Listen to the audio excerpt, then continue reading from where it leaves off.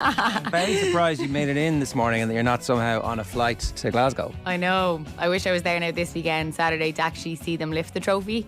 But it didn't happen. But no, I'll definitely be watching. I think I'm coming into town here and we're going to make a little bit of a day of it. Because it's great, it's brilliant. Finally, we get these scenes after a tough year. And where will you go? Where do the Celtic fans congregate of a trophy lifting Saturday? Well, I have a bit of a problem. It's my mum's birthday too, so I need to figure that bit out yet. By location? Yes, absolutely. So we're going to figure it out and see. But there's so many places. Sometimes we go into Derry Kelly's here in the city as well. So we might go in there. We'll see. But there's loads of options. So when Ange gets announced, there's general dismay, it has to be said, from most people. And then the results aren't great at the start. And there's this kind of sense, wow, what's going on? Who is this guy? And then things turn around. This is it, because nobody knew who he was. So there was a lot of speculation, wondering, is he the right man for the Celtic job? A lot of people were definitely unsure. I think all of us were unsure if he was the right person. But wow, since he's came in, he's just changed things completely. The signings that he's made is probably the biggest thing, like the likes of Kyogo, Maeda, Hatate in the middle, Carter Vickers. You know, you could go on and on. They're superstar players, really, and he got them on a budget as well. You know, brought them in from Japan, a lot of them, and they've made such an impact, and it's amazing to see. And I think Champions League football next year is where they want to be. You know, he's a top manager. He wants to be managing at the top level. He has that chance next year out of the Scottish League as such. You know, people take maybe more notice, and yeah, he'll get to probably put a real stamp on things then, and they've a bit more time as well to work on things, because he's still building this team. You know, we're going to see probably more signings to come, and yeah, only good things to come, I hope. Is there always a little asterisk in the back of your mind now, though, that, you know, at various stages, managers sometimes at the peak of their powers have left? I mean, generally some of them at the peak of their powers, some of them have not gone on to great things. But, you know, Martin O'Neill left, Brendan Rodgers left. Is there, I mean, obviously at some point there is a fear. It's there. Yeah, like you always have that, of course, because you have the Premier League teams looking in, and then you think to yourself, right, is that where he wants to be? But I think if you listen to him in his interviews, the type of person that he is, I think he wants to make a real stamp. And I don't think after just winning the league, you know, that's going to be enough for him. I think he's bigger things to come at Celtic. I think we'll see him there for a lot longer. Look, I do think offers are going to come in for him because of what he's done and how he's done it in the short period of time. Like, he came into a mess, a complete mess.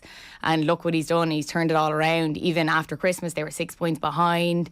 So it's really unbelievable what he's came in and done, and the team he's put together and the way he's done it. So people are taking notice, of course.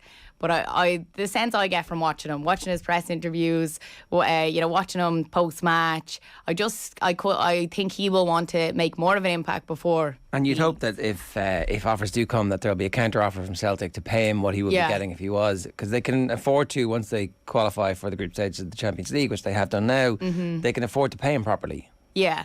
Absolutely, there's that too. So I do think the Champions League will be massive, and what he can do in that. You know, I think people will be taking a look at that to see, you know, what sort of impact can he make there. That'll be the biggest thing.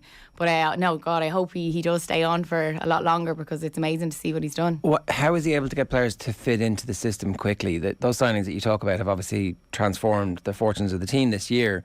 And it's always a sign of a good manager to be able to get a player to come in and not have a 6 month or a year long bedding in period for them. So what was it that allowed him to be able to get those players up to speed quickly? Was it the style of play, and he was signing players specifically for the style of play? Yeah, I think so. It's almost a brand new team, so he's brought all the players in that nearly fit that style, is what I think.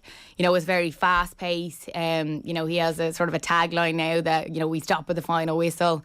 You could see it on the t-shirts on last night. We don't stop. You know, they put them on after they had won the league. I know it was a draw last night, but after they'd won, they had the t-shirts on, and it says we don't stop. It's very fast paced. You know, you see when they have a throw in, it's quick ball, 1-2 sharp type of football. And I think he brought players in to fit that style. So even the Japan players that brought in, you know, the Japanese lads, they're very quick, they're nippy.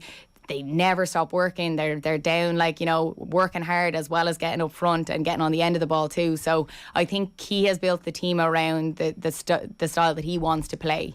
So is it good to watch when you're there? Oh yeah, brilliant. Yeah, I've been over a good few times now this year, and yeah, really, really good. Like, I think against Rangers in just after Christmas, that was the best I had seen. There wasn't many games on telly that night, and I remember a lot of people online were tuned in. You probably were tuned in. Totally, there. yeah. Yeah, and that was such a good display, and you could see how fast and nippy and exciting that they were. So I think we need to see more of those performances. They have been consistent in the terms of getting results, but in terms of display, I think we need to see more of that consistently, if that makes sense. Yeah, okay. And I mean, the perpetual question with Celtic is how much investment will they make in the summer? They haven't been breaking the bank in previous years, and yet there have been times in the past where they have signed players on decent money. So do you expect, have we heard, are there rumours that they're being linked with good players? I'm not sure yet. They definitely have to back Ange. That's the biggest thing. They have to put money behind it now and let him, get these big names in, because Champions League's not going to be easy. No. The likes of Jota as well, that's in at the moment. An unbelievable player. So all of these signings have been massive, but I do think they really need to back him now. They've seen what he's done, so we need to have these big signings. But Champions League's going to help, money wise. That'll all help. But it also helps to increase the value of the squad, because you can charge far more for a player who's played 10 games in the Champions League. As we see with the Portuguese teams, if you've got Champions League year in, year out action, then those players are being transferred for 30 to 50 to 70 million. Mm-hmm. Whereas at the moment, players are leaving Celtic for not much money at all. Yeah, because it is the Scottish League, so it's tough that way for him. But I think, as we said, because of the Champions League, there's probably more players that are going to want to be there, want to play there, and to see the type of football, the standard, the players. There's, unbelievable players have came from Celtic. So it's a great club to play for, and even the atmosphere, everybody says it's like nothing else in the world. And if you do go to a game, it's incredible. It really is. It's amazing to see. My first game, I was in shock. I remember just sitting back going, whoa, this is something else. So I do think it's something everybody should experience, and you only hear but positive things from people who've played there, that it's just been a massive part of their career. And in their heart of hearts, do Celtic hope that Rangers are good so that there's a rivalry, or do they really want Eintracht Frankfurt to absolutely spank them? Yes, absolutely spank them. But wouldn't it be better? Wouldn't it be better if there was two teams in the Champions League next year? It improves the European coefficient. It makes it more likely that there will be more teams in future. A rising tide lifts all boats. Those games are going to be epic. That's actually, I know what you're saying. Objectively, yes. It would be good for everybody. I get it. But no. We hope that Frankfurt do a job. I was listening to David Clifford yesterday. He's a big Celtic fan, and yeah, he had a good little line saying, hopefully now Frankfurt get one over them, do us a favour. But no, we're all good, thanks. OTB AM is brought to you live each morning by Gillette Labs for an effortless finish to your day. If you want to get in touch, 0879 180 180 is the WhatsApp number. You can leave a comment on the YouTube stream, or you can get us at Off the Ball AM on Twitter as well. Now, it's I don't know, maybe it's the least excited the entire country has been about Dublin, Meath, or Leinster football semi-final. It feels like it's kind of meaningless. Certainly that's what you would guess from the build-up to it. But what do the people on the Dublin-Meath border think? Here's a snippet of the colour that Aisling filmed out on the Dublin-Meath border. Have a look. We're here in my hometown over at Tote in County Meath, where the population has grown rapidly over the last 20 to 30 years, with just over 500 people residing here in the early 90s to over 10,000 people living here in 2022. And that is all because Ratoath was invaded by the Dubs, or as some Meath folk like to call them, the Blow-ins. So I took to the streets of Ratoath to speak to the locals about that Meath-Dublin rivalry and to ask the burning question: is Ratoath more Meath or Dublin? And can you tell me about when all of the Dubs arrived here to Ratoath, what that was like? Well, I was still involved in the club, so that was the time. That was the time to get out of it. No, I'm only look at they're a fantastic bunch of people. I love the Dubs, and they brought something new to Ratoath. They weren't there in my time when I was playing hurling and football. They came into it, they're there, and that's progress, and not a lot you can do about it. As long as someday they maybe leave that blue shirt behind them and wear the green shirt, I'd be much happier. Some people that I've spoken to when I'm interviewing them about this, they say that they're lovely people, they're just unbearable when it comes to football.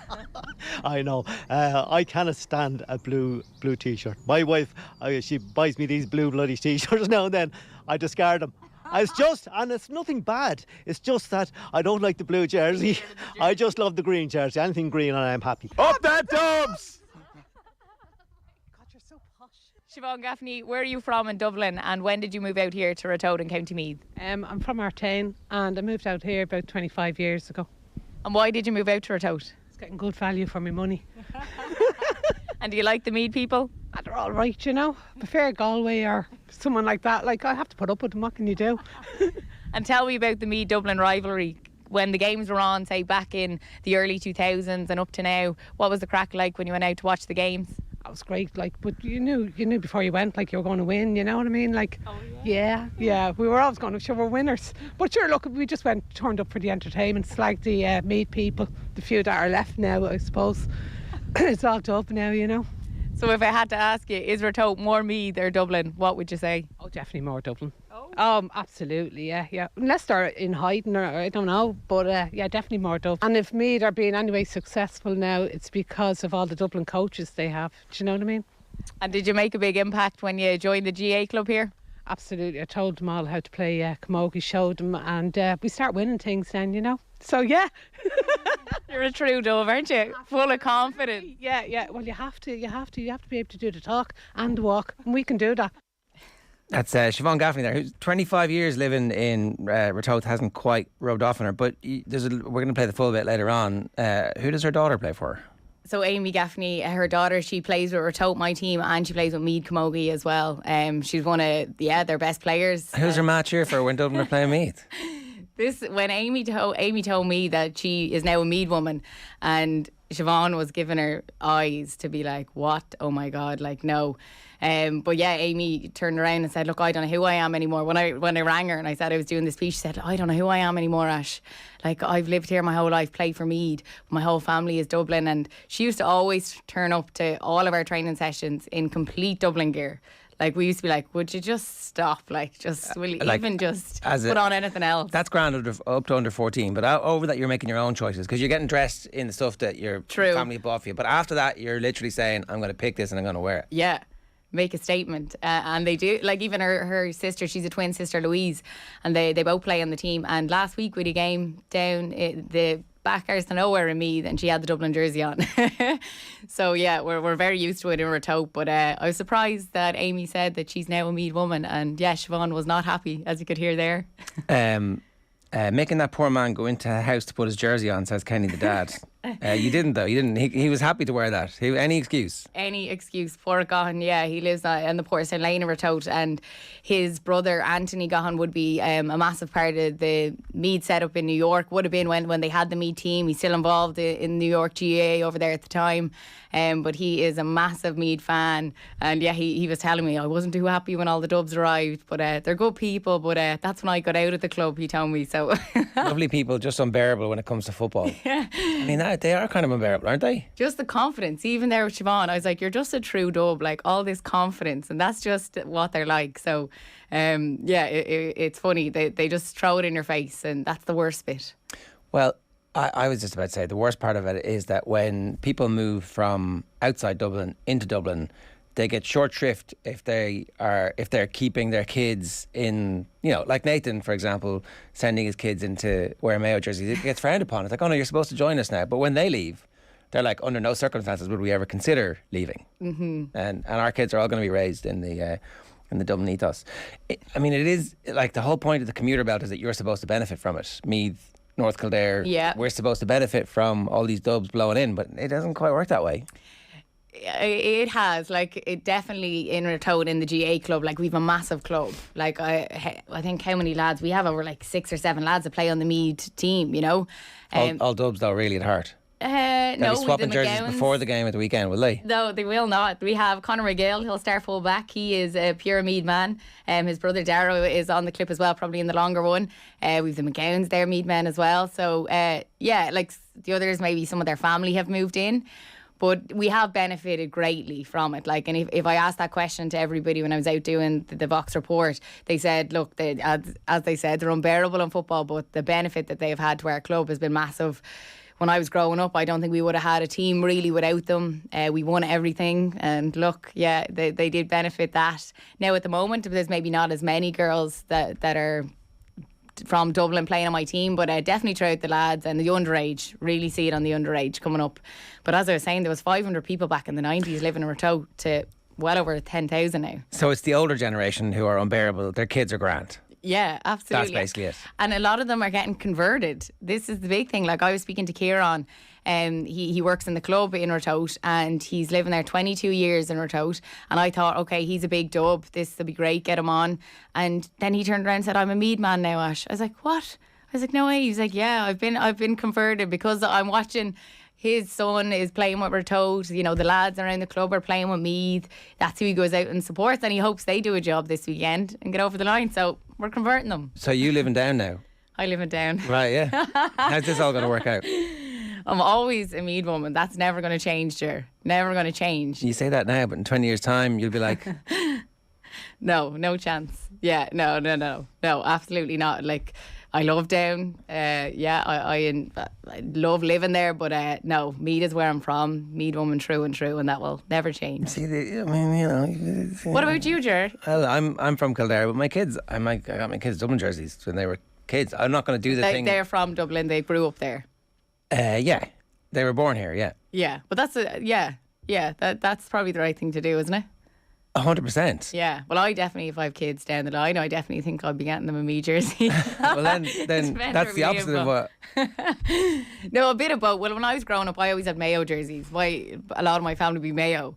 So it was nice to have that, but I was always a Meath woman. Yeah, but I mean, that's grand because they were not really a threat. I mean, maybe that one time in the 90s. 96. Yes. OTB AM brought to you live each morning by Gillette Labs for an effortless finish to your day. Shifty Lad says, good morning. Overall, now that the title is won, would Aisling like Rangers to win in Europe, to pull up the Scottish League or get hammered? And Patrick McHugh has answered that. As a Celtic fan, I would love nothing more than Frankfurt to take Rangers to the cleaners. Yes. Woo. Doesn't it make your achievement of winning the league better that like this was actually a good Rangers team as opposed to a crap one, which was generally the consensus until they went on this run in Europe? Yeah, they played really well in Europe, probably better in Europe, it seems. Some of their performances, I have been quite shocked at how well they've played. But no, as a Celtic fan, you just still don't want them to to do well. It's just the way it is. Like, would I like to see them in the Europa final because it pushes along the Scottish League? No chance. You're covering Derry Monaghan this weekend. Yeah.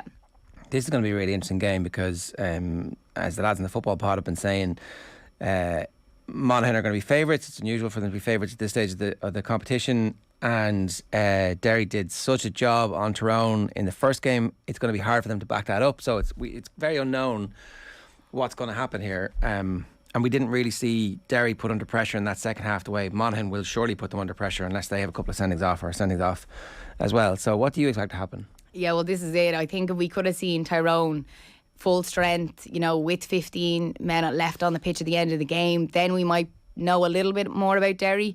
Not to take away from their performance, because I do still think they would have won the game, but it might have been a little bit different in how the scoreline would have reflected the game. It's a hard one to call, it really is. Monaghan over the last number of years, they've always been consistent, like always Division 1 team. They're always playing Division 1 football. That's going to stand to you. Derry are at the start of this upward curve, It's amazing to see. I've talked about it a few times, but seeing them last year against Donegal in the championship, when it was knockout championship, they only had the one game. It was 15 points to 16 points, a 1 point game. And they had the ball for like 3 minutes at the end, didn't take a shot. They didn't take a shot, and maybe that came down to Ballybuffet, experience, all of these things. But I was so impressed with them that day, and that was theirs for the taking. And I remember walking away that day saying, whoa, if they had a back door, if they had another game or two and they had some more game time, I think we would have seen more from Derry, and we would have been talking about them more last year. So this year we can see definitely the improvement, and it's all about if they can back up that performance. They're coming up against a Monaghan team who are really on form. Jack McCarron, unbelievable. They've shooters. They really do. You get the ball up front and they can score. So it's about how they set up defensively, how they're going to stop them. But I have confidence that we could see them back it up. Derry. Yeah. It's okay. Yeah, it's hard to call. It really is. Like, I was trying the spread is a point. Monaghan are 1 point favourites. Yeah. A touch of odds on 11 to 8 on 11 to 8 Derry is the price at the moment, the bookmaker. So they don't really know what's going to happen either. No, it's so hard to call. Monaghan. Big time. But I think as well, Monaghan, they're such a strong team, and we seen it last year with Tyrone. They probably could have did a job there, and look, things could have been different. So yeah, I expect it to be really, really close.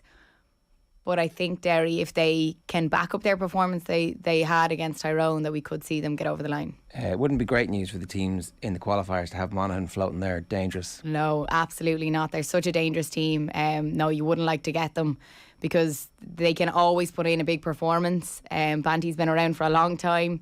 He knows well how to set up against teams. They're really, really good in that sense, and they're really good under pressure. We've seen them in the pressure cooker so many times where they can score that last minute free to get them over the line, or hold the ball to the right time. And yeah, they're great in that sense, and they have a lot of experience there too. So yeah, it could swing either way. All right, it's 7:51. We can tell you what's coming up now between now and 10 o'clock on the show. We're going to have Tomás Ó Sé in just a moment. We'll do our hurling power rankings with Will O'Callaghan just after 8:05 this morning. Our new slot, Have You Seen, is looking at Sergio Ramos documentary, which has 2 seasons, which I did not know about. That's Joseph Conroy going to join us around about 8:50. We've got Virtual Insanity with John Duggan. We'll also do an update on the Wagatha Christie trial of the century. Ronan O'Gara is going to join us at 9:10, and more reaction coming your way at around about 9:30. Coming up, Kerry legend Tomás Ó Sé. First up, speaking of Kerry icons, here's David Clifford on last night's programme talking about the majesty of Maurice Fitz. Have you had a mentor in any respect when it came to developing technique or kicking? Anybody you touch base with for advice? I wouldn't have had a constant mentor. Do you know what I mean? There would have been obviously. I remember Brian Sheehan coming to kick with us in Fossa when we were young. I would still take some things from that, just in terms of, I suppose, free kick taking. But I wouldn't say I've had like a constant mentor, but I've had different people along different stages. You know. Yeah, I guess if Maurice Fitz says something to you, you're probably obliged to listen. Yeah, 100%. Yeah.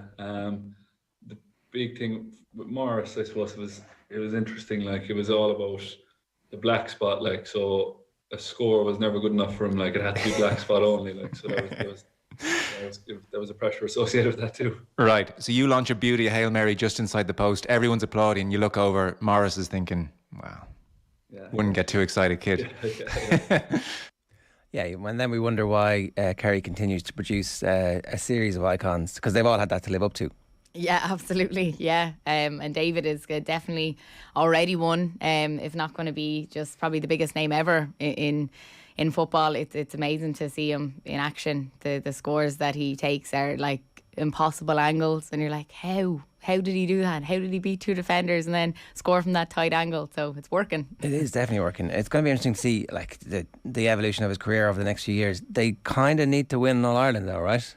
Yeah, and he actually mentions it in the interview with Joe, that he's talking about the greatest people, the greatest sports people, and he talks about Ronnie O'Sullivan in snooker, and he said he needed to win that championship to really be seen as the greatest. We all thought it anyway, but he sort of needed to back it up. And when he was saying that, I was thinking in my head that's probably like David, that probably needs to get this All Ireland, that we can call him the greatest. It's obviously not now or never, because himself and Shawnee Shea and a bunch of the rest of that team are still very young. But it feels like there's a window here where if they were to win this year, the remnants of the great Dublin team are still there, so they will be able to claim that they were still one of those teams who helped knock Dublin off their perch. Yeah. Dublin are reeling after last year. We know that they're weakened. They're not the same team that won the 6 in a row, but they still have enough players from that 6 in a row team to be considered a great team. They still have Con and a bunch of the other forwards, maybe not quite at the same level as the Brogan Conley era, but from midfield and back, with the exception obviously of Cluxton, they're still a great team. Yeah. So there's a lot on the line for this Kerry team this year. Yeah, and I think it's a bit of now or never, because they're in such a good position. Their league was so strong. They've improved so much since last year. Like defensively last year, that was the problem. teams could get in and score goals, and they defensively weren't that strong. And they've set up now that they have that, as we've seen Paddy Tally's gone in, that sort of Ulster play about them defensively. But then they have this Kerry, skill and slickness about them, where they can still get up the field and take these unbelievable scores. And but defensively they are like, when they're tackling, there's 3-4 men around one, and we hadn't really seen that as much with Kerry. So I think that's a massive positive, and that they've tightened that up. It's brilliant to see. But I think it's a bit of now or never for Kerry. All right, it's 7:55 this morning here on OTB AM. Organic dairy company Glenisk have signed a 5-year deal to become the jersey sponsors to the Offaly football, hurling, ladies football and camogie teams. The partnership will also see them support underage development by sponsoring Go Games initiatives within the faithful county. And I'm delighted to say we're joined by 5-time All-Ireland winner with Kerry and current Offaly football selector Tomás Ó Sé. Tomás, good morning to you. How are you getting on? Hi, Ger. How are you? Yeah, good. Deals like this are actually really important. Glenisk, I think, is one of those organisations that everybody became very familiar with last year when they had the fire in the factory, and it was really interesting to see the local community rally around. So it's clearly an organisation that is well got within the county, and for them to turn around immediately afterwards and give back to the grassroots and the senior teams, I think is a big statement from them about the role that they play, and also just how important it is for counties to be able to tap on into local entrepreneurs and, this sense of being part of a wider community. Yeah, I think you said it there. I think local is the key word there, and Vincent Cleary and Glenisk have been outstanding in terms of what they've gone through. And it's been a very, very tough time for them. I think everybody rallied in behind them, which is a great sign of the relationship they have with their own local people. But for them to go through what they've gone through and then to make a very significant, I don't know what the exact numbers are, Jar, for them to make a significant investment in Offaly just goes to show that it's about more than the actual investment, and that it's it's a local thing, and it's an Offaly thing, and they want to be involved. And when you have the likes of Michael Dignan in the background, drumming up this type of support, it is only positive. And it's only a small part of it, but it's a vital part of it. We all know how important investment is in counties. So for Vincent Cleary and Glenisk to come in, especially after what happened to them themselves on a personal level, it's a great sign of them, and it's a great sign of the man himself, and long may it continue, because it is vital for not only the teams we all see on TV and the teams we see every Sunday, but the young lads coming up. And it's all about investment, and I think Offaly are on a good thing with Glenisk, definitely. A quick word about Dignan. It would have been easy for him to continue to use his profile in the paper and on TV to be a hurler on the ditch, but instead he metaphorically and literally rolled his sleeves up and got involved and put his reputation on the line, and has been involved in a massive leap forward for Offaly GAA in the last couple of years, from a position where they were a bit of a laughingstock nationally in hurling and football. They'd gone from being contenders and potential All-Ireland champions to a very low point, to where now all of a sudden other counties are looking at them going, Jesus, how did that happen?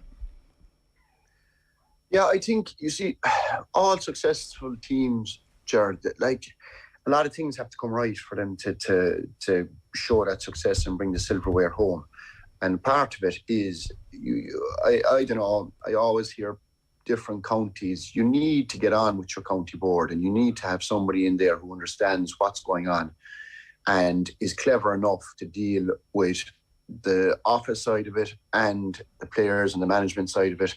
But I remember Michael Dignan talking about how things had gone in his own county, and then he actually backed it up and he went in there, and the thing about Michael Dignan is he's a hurling background, but he played a pile of football himself. And when I was asked to come on board, it was himself and John Mahan, and just talking to Michael Dignan, if you hear him on TV and all that, but if you talk to him about GAA, you know what kind of a man he is in terms of the GAA, and you know what he's about, and you know that I think the key thing is the honesty. And if he has an honesty of genuinely trying to get Offaly back, and it's not about looking at the end product, it's looking at the start and looking at the young kids in Offaly, and they're doing an amount of work that probably won't come to fruition for a while yet, Ger. But it's the putting those, and you could say, geez, everybody knew that, and everybody knew that should be in place, and it wasn't in place, and it possibly isn't in place in some counties still, but it is where it's at. The young people, and I think he's coming in and he's putting in a plan, and I think he's trying to go through the clubs, which is key to the whole thing. If you don't go through the clubs and put these kind of services or whatever kind of link that there is with coaching and with numbers and getting the right people into the right positions, that's what he's trying to do. And I talked to him a good bit, and it's phenomenal, Ger, like the amount of time that goes into it. And he has his own day job. It's crazy. And maybe other counties are in a position where they don't have to put in that time. But it is all consuming. You know, you've got the bigger counties that probably have full-time positions, but then other counties don't. So I'd have great admiration for him. And the word I'd use again is the honesty he has. You know, you can talk straight to him. He's not going to hoodwink you, and he'll tell you straight up what it is. And that's what I like about it. And that's what attracted me up there as well, you know. Why did you decide to get involved now? What was the spur to, again, leave the comfort of being a pundit and decide, actually, right, I have an itch to scratch, I'm going to start? I don't know really. It came out of the blue. I didn't have any plans. You know, I was interested. I remember I woke up one morning very early going to work, and I saw the Kerry 20s beaten again, and I was kind of, I don't know. I actually texted the county chairman at the time, and it was insane, really, when you think about it. At 6 o'clock in the morning, this fella texting the county board chairman. But I was actually cranky because I didn't like the way Kerry at that age level were being beaten every year. You know, you had 5 minor teams that come through, and I just wanted to throw my hat in the ring or whatever. And I suppose the key word is the experience. I didn't have the experience. I managed minor team down here. I was involved with Billy Morgan with UCC for a number of years, and I was like a sponge inside there. And I took on an intermediate team in Cork, and I suppose I didn't have the real experience. And when that opportunity landed itself in front of me, you had an ambitious group of players. You had an inter-county set up. You had a manager who had an unbelievable amount of experience. There was no real great pressure on me. And it was a great opportunity to look, watch, learn, contribute in whatever way I could contribute. And I didn't have to think about it too much, to be honest with you, because as I said, when I spoke to Diagnew, when I spoke to John Mahan, and then when I got involved and saw the players and saw the honesty, and you've got the young lads coming, but it's not about the young lads either. It's about the whole setup there. And they have a great faithful fields, compared to other setups around the country, compared to what they have in Cork here. It's phenomenal. So it didn't. I wanted to get involved. I'm not really. I enjoy being part of a setup, and I enjoy being part of the. You know, you can never replace playing, but there is a buzz there. I love it, and I love the hard nights training that they go through. And I didn't think you would, as a coach or as a selector or as a manager, get the same buzz. But it is, when you see those fellas going in and hammering into each other and playing well and scores coming off and the creativity there's a great buzz there. And I'm really enjoying it, to be quite honest with you. It hasn't been a successful year in terms of what we've achieved on the pitch to date, but I've really, really enjoyed it. And we're going into the Tailteann Cup now, and hopefully we have a right good cut off that and make a bit of progress in that. And Tomás, you just said there it doesn't replace playing, but is there anything that surprised you being on the sideline, watching in? I suppose, look, I think it's different in a way. Like, you know, coaching is completely, you're always worried about yourself, and you're worried about getting yourself right for training. And I put fierce pride in that when I was playing. You know, I put everything behind football, and everything was geared towards being right for that Tuesday night, and then the next Thursday night, and then after that. But I think with this, you're worried about a lot of things. You're worried about all the individual players. You're worried about what they're doing at college. You're worried about the time, injuries, you know, when matches are coming up, availability of ground. There's a pile of things you'd be actually stressed about, and there's a pile of things that have to, you know, you have to be very, very organised. I wasn't ready for that side of it at all. Like, you know, I didn't understand. I was involved in a club, but the scale of things on an inter-county level is absolutely huge, and I think that's opened my eyes more than anything. You know, especially maybe in the weaker counties who wouldn't have maybe the financial backing and you understand now where that backing goes and where that, it's not about the gear they wear or anything, it goes into the food, and it goes into the S&C, and it goes into the coaches, and it goes into an amount of areas. And then you say, yeah, there's the gap there. You can see where, if you have resources, how it can benefit you and how you can support players in a better way. So I think it's just the backup teams and the setup itself and the amount of time and personnel involved that kind of, because I came from, it wasn't a million years ago that I was playing, 2013, and it's not a million miles away, but it's chalk and cheese compared to what was going on then and what's going on now. And Tomás, are you learning then the management side as opposed to the coaching side, or are you doing a bit of both? Trying to do a bit of both, yeah. I wouldn't. Sometimes I kind of question myself, and I wouldn't have the confidence to go out to coaching. But I'm watching and learning. Like, there's certain areas that I'd be very, very confident on, and you can walk up to players and you can say, look, what you're doing there now. I think they're the strengths that I have, because I can see things from a back, I can see things from a forward, I can see areas that we can improve on. But I do think that coaching is a specific. You can see coaches that are at the top of their game, and you have to have a lot of things to have in good terms of coaching. And maybe I don't have that full confidence yet, Ger, but I'd work at it and I'd have no problem contributing. But Offaly, Pádraig MacDonald and Mark Fee are two coaches in there, and are you only diluting it?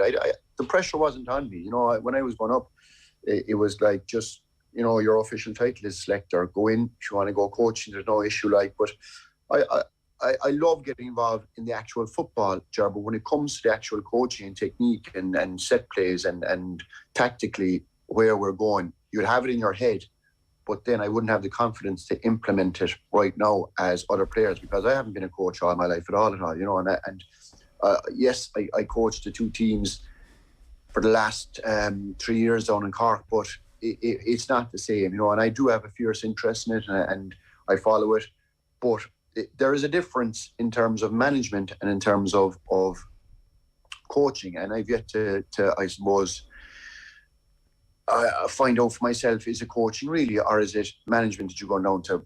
But I think there is a difference in both, and yeah, I think inter-county with the two lads that we have above there, I leave the two boys drive at the coaching themselves, and yeah, I see going forward, like I see myself, if I was going to be doing it, Jared, to be more on the management side, because you have the ultimate influence on it, and ultimately there's a few very important people within a setup. Like, your medical team are so vital, your S&C is so vital, your coaches are so vital, but it's the manager that oversees who does what. And if you're happy with your team and you're organised as a unit, then you achieve good things on the pitch as long as. And look, at the end of the day, if you don't have buy-in from the players, you're going nowhere. And we do have buy-in from the players, which is key to the whole thing, Just on that then, right? Is there a specific philosophy or style of play that you're developing in your head as you go along here and watching? See, you've seen, I'd say, a lot more Division 3 and Division 4 football over the last couple of years than you would have seen during your playing career, obviously, because you were never in those divisions. And now you've kind of seen the full range: underage, Sigerson, club, intermediate, Cork football, Kerry football, and now you're seeing the lower tier division, and we'll see in the Tailteann Cup exactly what that's like as well. Is your philosophy of football changed now from the end of 2013 and into the future? Is that something that you'll evolve further as a manager, telling your coaches what to do? I think I have a better appreciation, Ger, of capabilities of teams. I mean, we'd be on television there and we'd be talking about, and I've heard people in the past, possibly myself saying it as well, I'm not sure, why don't they play a certain style and why do they have to set up a certain way? I think I have a better appreciation of why teams set up a certain way now. I mean, you look at it now in the S&C, and that was a big thing for Offaly in Division 2, was the physicality of other teams. And you would imagine, the physicality can't be the end result in terms of winning games. It can, and it can play a huge part in it. If you could be aggressive and push up on teams, Ger, but if you don't have the physicality and if you don't have the speed and the pace, and maybe the skill set to do that, then you're going to struggle and teams are going to blow you away. And we struggled against the likes of Derry and you struggled against the likes of Roscommon this year. So then you have to tailor to what you have. And there is where you get coaches who have to coach in maybe a more defensive way. And you work, then the emphasis has to be on how you attack, how you score, because at the end of the day, I think players at inter-county level, there was a time where, they'd buy into the defensive stuff and all that, but you have to lay in front of a team, lads, this is how we're actually going to score. And you're not going to score unless you have an attacking threat. And we're lucky enough that we have 5, 6, 7 players. There's young lads coming through, but you still have the likes of the evergreen Niall McNamee, who at 35 or 36, I don't know what he is now, I'm afraid to ask him, but he gives something. But at the end of the day, Ger, coaches, you can't go in and say, right, this is the way we're playing, this is the way it worked where I was before, and this is the way we're doing it now. You have to look at what you have, and you have to build. And it's never finished. Do you know what I mean? You're going to say we're never actually there. You're going to develop more, and you're going to develop physically, and it takes 3-4 years. Mm-hmm. I understand that now, and maybe I have a better perspective of it. And you'd hear managers going on about it, and you'd look at them and you just said, geez, that's a bit of an excuse and all that. And it's not really. You have teams that are further down the line. Look at what Rory Gallagher is after doing above and on so many levels above in Derry, and the physicality, and it taken him 3 or 4 years. Clare, Colm Collins, and the first thing, you can look at the football and you look at the players they have, but the first thing I'd be looking at from now, since I've gone into Offaly, is the physicality and the size of players, because the perfect storm is you look at the best teams in the country and they tend to have most things right. But if you have the size, the speed, the pace, the athlete, and if you can marry that with the football, obviously I'd always be a huge believer. You're going nowhere without football, and I believe that still. So there has to be a huge... It's like, Jerry, you don't have enough time. At times you say, where are we going to get to time to focus on the physical side of it, to focus on the mental side of it, to focus on the skill side of it? And you understand then, Christ, I see why there's so much time being put in at inter-county level. But then my fear of it on another side, on a personal level, would be, especially for the weaker counties, Jesus Christ, why would I be putting in this time? For what, like?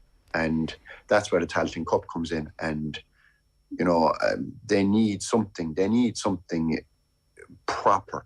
Like, the league is everything to those teams. The league is absolutely huge to Division 2, 3 teams. Way more important. Yeah, the Division 1 teams don't want to go down, but the reality is, Jared, the way it's stacked at the moment, they're going to get back up within a year anyway, most of the time. So they need something outside the league to chomp at and to want. And you can blame the GA, you can blame players, and you can blame managements, and you can blame counties for the attitudes. But at the end of the day, it comes down to a personal thing. Do you want it or don't you want it? And if you do, then we'll go at it. But yeah, I don't know what the question is, Jerry. I tend to go on and rant. That's all right. That was great. Brilliant. And obviously the Tailteann Cup now, these teams, they have more game time. They're going to play more football this summer. Is that the right answer to all of this? That the Tailteann Cup, what's your view on that, Tomás? I'd have different views, and I think it's like, okay, you could throw certain arguments in front of me, and I'd kind of say, I'd kind of take that on board. But my general view of it would be, like, we had a chance in Division 2 to stay up in Division 2 so that we would not go into the Tailteann Cup. So that was chance number 1, and that was lost. And then chance number 2 was to get to a provincial final, and that was lost. So then you go into Tailteann Cup, which I think is fair enough. Okay, and I do think that they need something in reality in championship. This idea of you want to play for the All-Ireland. Of course you want to play for the All-Ireland. And of course you want to compete for Sam Maguire. That has to be the goal of every team, right? And that's what we did. We were in that competition. But if it's not there, and if it is a journey, which it is for the likes of Offaly, and really positive journey, I think the future is very, very bright there. Then the Tailteann Cup has to be used for what you need it to be used for. Is there a couple of things I'd change? Yeah, I think I think the GAA, in the way they've just presented it, is bad. Like, them coming out, drip feeding stuff out. Like, right, that should have been sorted before the league was even over. Even the start of the season. I know it's difficult for them, but this has been in the pipeline a long time. Lay it out in front of us, exactly what's involved, where it's involved, the promotion of it. Like, stop making it about money and start putting the players first in a way that they feel, yeah, the GAA want this to succeed. The GAA feel that this is important. So put these games before big championship games. Don't start regionalising it. Put the All-Ireland final, put the final of the Tailteann Cup on an All-Ireland final day. Have everything arranged. Have it so that you can just look at a sheet of paper and say, whoa, 7 or 8 big things there. They're serious about this. Let's go. Don't have it a week before where we don't know what the format is or how it's going to be played. And fellas asking, how in the name of God, like, if you're treating it like that, then our players going to turn around and say, Jesus Christ, they don't even care about it properly, or they're not giving it the respect. Like, there's so many things about the championship that frustrates me. Like, we have the most condensed championship, and like, okay, I'm not sure this 6 months, and I don't know will we ever get it right, but you have 6 months and you have a pre-season competition. You have a Sigerson, which absolutely drove us insane this year because we had about 8 or 9 players, and people say, squad should be big enough. Offaly at the moment are depending on young players, and a lot of those young players are playing Sigerson. So we were heading into Division 2, which was a huge season for us, and we had 7-8 players missing constantly. And I in the most condensed season, I'm a huge Sigerson man, huge. They have a 6-week Sigerson, and I'm saying, Jesus Christ, what's going on here? And then you have the National League, then you have under-20s, which, and people might argue, Offaly shouldn't rely on under-20s, but here we are again. Yes, there are lads at under-20 because they have such a good team come through last year that we are still depending on. Keith O'Neill is a serious young player, and that you would probably use, and injuries hit us. And you have the All-Ireland Championship. So you have 6 competitions that you're trying to squeeze into 6-7 months, and you're saying it's not going to work. And like, the flip side of it, and I'm going off on a tangent here, Kerry played last weekend. They have to wait now in this the most condensed season of all. They wait 3 weeks until a Munster final, and wait another 4 weeks until an All-Ireland quarter final. Yeah. There's 7 weeks in this condensed season, which then will point you back to the provincials and say, what in the name of God are we doing with provincials? Like, why can't we have a championship that runs off every 2 weeks for everybody? I mean, they they voted that proposal B down, which would have fixed all that. One last question for you on this. You talked about the regionalisation of it. Do you know if you're in the north or the south yet? I don't, Jared, to be quite honest with you. I don't know.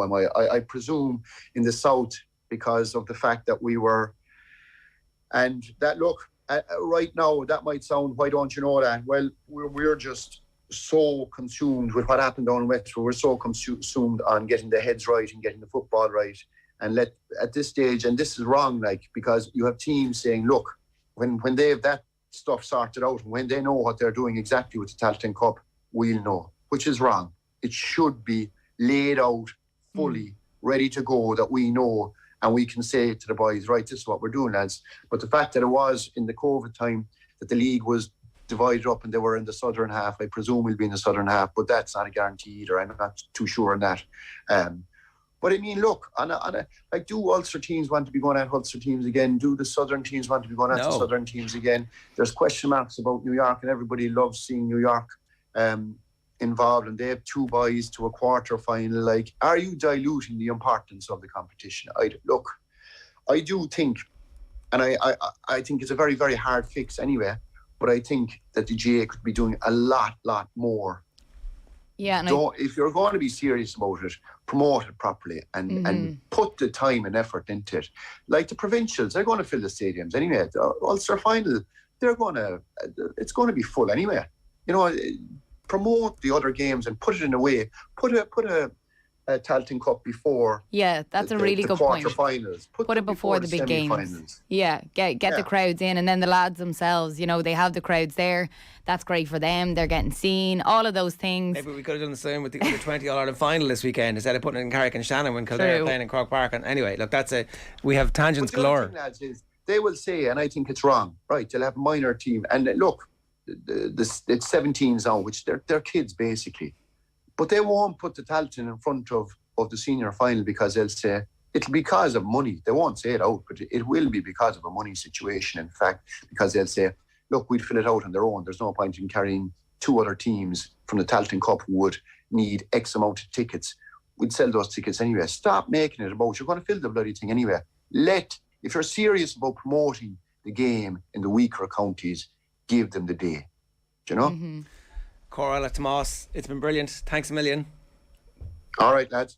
That's Tomás Ó Sé, brilliant as ever, giving us a wide range of thoughts. He was there to announce that, or to help the announcement that Glenisk are now the official title sponsors of Offaly. That Offaly jersey leaked with the Glenisk logo on it a couple of months back, and we were salivating about it. It's a beautiful, beautiful thing. It's lovely, absolutely lovely, yeah. And in all honesty, the factory burned down and everybody came and milked the cows and kept the thing going, and it's a massive employer. So it's great to see a global success story, a family business, leaning back in and giving back to the community. So genuinely delighted for everybody involved. And Dignan, definitely somebody who puts his money where his mouth is. It's 21 minutes past 8.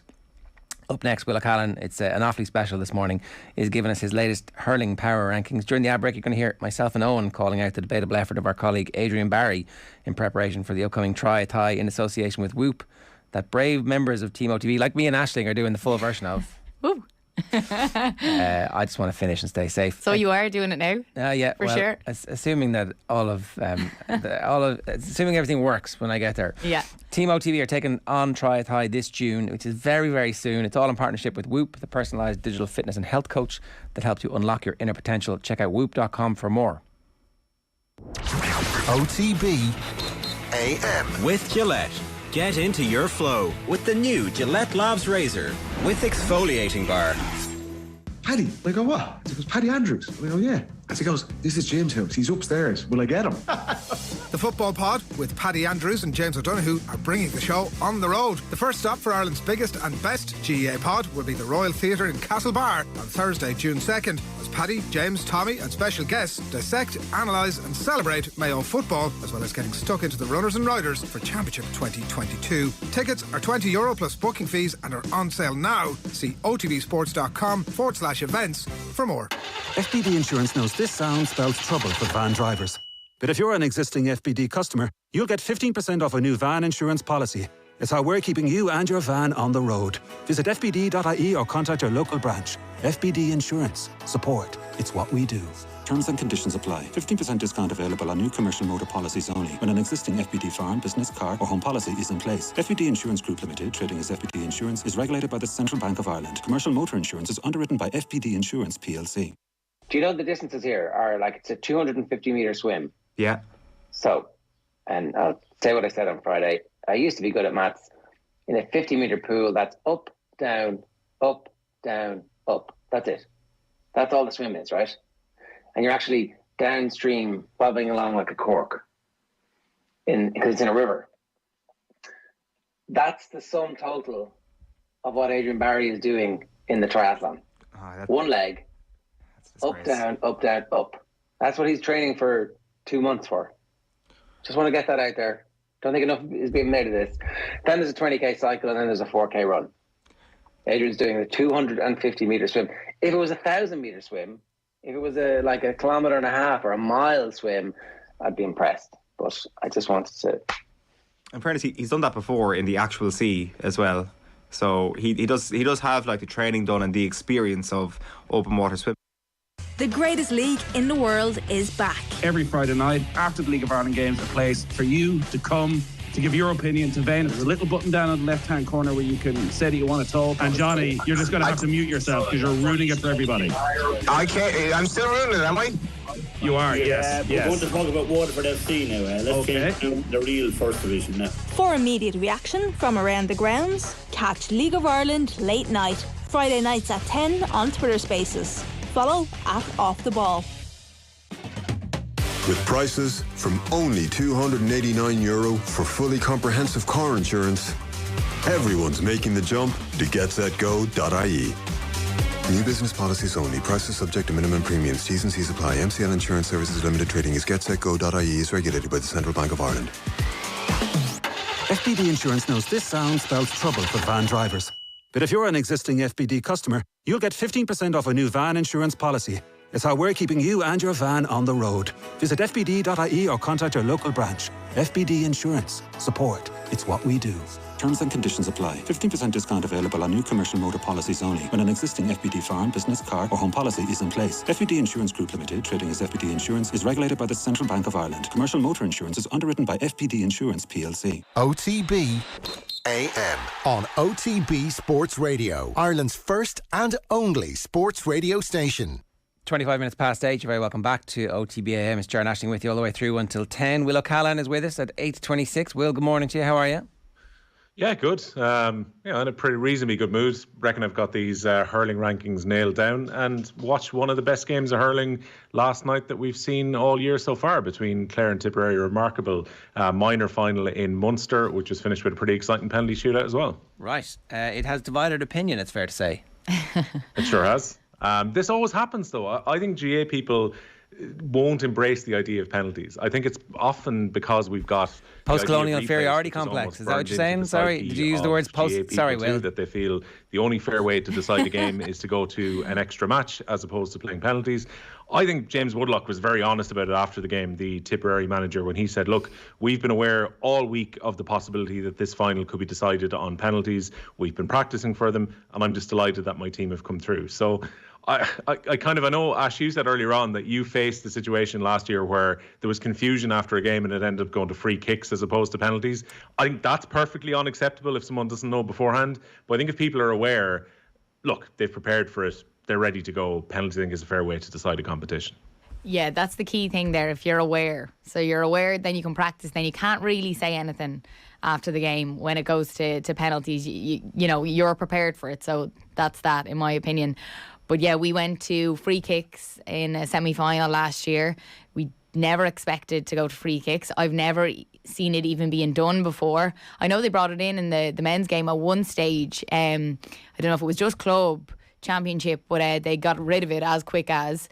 And the way they actually decide if they're going to do it is the county board decides before the game. But we didn't know as a team. So we went to extra time and it was still a draw after extra time. And then they said, okay, nominate 5 kickers to take these free kicks. And like, we had young girls being like, no chance. Like, they were running away from the ball. Which one did you take? No, Ger, leave me alone. Come on. I take the frees. So you took the first one or the fifth? You're like the Ronaldo one. Yeah, something like that. Which one did you take? Mo Salah over here. No, I took the penalty to put us into extra time. Okay, that's all you're allowed to know. All right. Did you miss? Yeah. Okay, well, at least you took one. I took one, but I missed. Yeah, horrendous. And I was a free taker, so that was even worse. It was honestly traumatizing. Obviously traumatizing. It clearly is, yeah. All right, sorry for late, but let's embrace the trauma for a moment. So, how did you decide in those 2 minutes when it's like, okay, this is going to happen, and also where were they taken from? So just at the D, so just outside the D, which was quite far out. There was a strong enough wind as well, so that was all to factor in. And the other team were so good at free kicks the whole way throughout the game.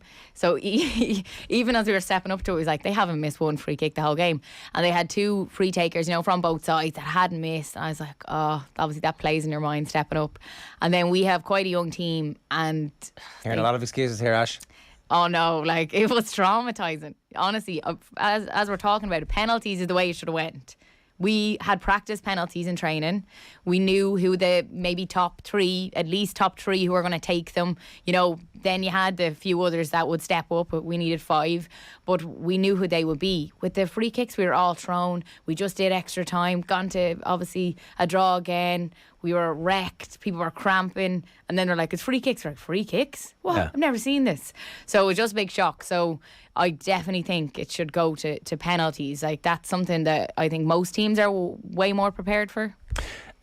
Will O'Callaghan last night tweets, penalties aren't cruel at all when teams are well aware in advance that the game could be decided by them and that they've been preparing for them. Angry producer Mick very quickly in a couple of hours later. Do you not find it strange? A couple of hours. It was like 3 a.m. when he tweeted this. Do you not find it's a strange thing to literally just lift a tiebreaker from another sport? It doesn't even make sense for GAA where goals aren't the only way to score. Very lazy solution. And then Mick Foley of the Sunday Times. Well, 100 plus years ago, there was a rule that allowed lads to settle their differences with an hour wrestle rather than blighting a match with a brawl. Maybe there's something uniquely GAA in that to settle these games. A sock wrestling, like sumo style, push somebody out of the D, and that your team wins. You put your two best scrappers in. Who would it have been from Dublin and Mayo back in the day? Who would you have gone for? So Philly and who? Mayo, Jeannie Mac, Liam McHale. Liam McHale definitely would be there. You can't celebrity grandfather somebody in. This isn't Celebrity Deathmatch. Somebody from the game. Maybe you have Connolly. I don't know. You want somebody with a low centre of gravity. Yeah. It's Con O'Callaghan. Or do you want someone like Aidan O'Shea who kind of has that bit of height and strength about him as well? He'd be a difficult guy to fight. Yeah. Okay. We did get on a Tomás Ó Sé tangent there. So you think penalties are good? They're grand. We should all get on with it. Look, I appreciate the point, Jared, that some people made, and Anthony Daly, the former Clare captain, was one who made it very well, which is that it's difficult for 16-year-olds to be stepping up to take penalties in a provincial final. Now, the point to the side of that is, like, whether it's on TV or not is kind of irrelevant, and you want these games to be publicised, so that's just part and parcel of playing at this level. And it is character building for young people to play in a pressure situation like this. And I'm sure that they take penalties at probably every single training session. It's the last thing that you do. And look, it also last night, the fact that there was no replay, both these teams advanced to the All-Ireland series. So Tipperary is provincial champions, and their goalkeeper, what a hero to save two in the shootout and to score his penalty even at the second attempt last night. But they go straight to an All-Ireland semi-final. Clare go into the round robin with Galway and the losers of Monday's Leinster final between Offaly and Laois. So the year isn't over for Clare. I'd actually be surprised if Clare don't get back to an All-Ireland final. They were really, really good last night, played particularly well in extra time. But Tipperary will feel maybe they should have had it wrapped up before that extra minute was played on where Clare got the equaliser. So really good game. Penalties is a fair way to decide it. And I wouldn't be surprised if it's tipping Clare in the All-Ireland final again. All right, so it literally is not the end of the world, or metaphorically either. So let's get into these rankings then. Yeah, all right. We'll start off with 24 through to 19 then. No great surprises with not a huge amount of change here. So Wicklow have already been relegated from the Christy Ring. I was tempted to potentially put Roscommon, who were going really well in the Lorimar, up into 24th. They could well do by our next ranking update. Donegal, who are joint top in the Lorimar table, are in at 23rd. Then you're looking at the Christy Ring teams. So London at 22nd. Slight drop. They were 21st last time round. They've been replaced by Sligo, who are contesting with Mayo to try and get to the final of that competition. Mayo in at 20th. Meath, who've been relegated from the Christy Ring, are on the verge of doing so in 19th. Derry in 18th place, and then just above them are Kildare in 17th. Kildare having booked their place in the Christy Ring Cup final after they got their Naas players back. They stayed in Division 2 of the league, and now they've got themselves into the Christy Ring final and will probably be favourites to go up to the Joe McDonagh for next year. So that's how we're looking on slide number 1. And we can spin on to the next one. Yep, so moving along then into our top 16 then. You've got a Carlow team who've had very kind of indifferent results so far in the Joe McDonagh Cup. Gave Antrim a really good rattle last time out, but have lost their other games, so they're not really in contention at the moment to qualify for the finals, so they come just inside the top 16. You've got Kerry and Down just above them, so I think there's been a slight switch in places after Down's defeat against Offaly, which has seen Offaly go back up to 13th place with Kerry just behind them. Those two teams meet in the Joe McDonagh Cup in Tralee in what's effectively feels like a semi-final this weekend. Antrim are on the verge of qualifying for the competition's final. Whoever wins in Tralee is going to be really well placed to follow them into it, but Down technically aren't totally out of the competition despite that defeat against Offaly. They'd have to win their last two games and hope that results go their way. And then you've got Westmeath rounding off the top 12, who are still awaiting a win in the Liam McCarthy Championship since coming back up from the Joe McDonagh, but their most important game is not this Saturday, where realistically obviously they're going to lose out to Wexford, but it's their game away to Laois to see who stays in the Leinster Championship next Saturday that's going to define their season. So then we move into the top rankings in the table. We've got Antrim in 11th place. They're basically into the McDonagh Cup final. They've been very impressive. We're able to qualify for that final despite not having their star player Neil McManus for the start of Championship. Beat Offaly in the first round, which set up the platform for them. They do still have to play Kerry in the group stages of this competition, but Antrim are very well placed to qualify. Laois in 10th place. They've had a difficult summer with the injuries that they've had to sustain. They played very well against Dublin. Remember, we spoke about this on the last update, but then since then they've had to play against some of the really top teams, like Wexford put 6 goals past them last time out, and really their focus after the Galway game this coming Saturday is that match against Westmeath. Then perhaps the most eye-catching one, we've got 2 Munster teams who've fallen way down the table after their defeats at the start of the round robin. Tipperary are down to 9th place, which I'm sure I'm going to get pelters for, given that they were ahead against Limerick after an hour at the weekend. But Tipperary's fall really comes from the last ranking that we did, where Tipperary were very poor in their game against Clare. They're effectively out of contention to qualify in the Munster Championship with a couple of weekends to go, so they slipped down to 9th place. Okay, let's get to the most important. Here's the top 8. Just in time. Hank decides to get annoyed about Tipperary's placing in the table. In 8th place are Cork, who were the big fallers. They were in 3rd place last time that we chatted. League finalists of this year. All-Ireland beaten finalists last year.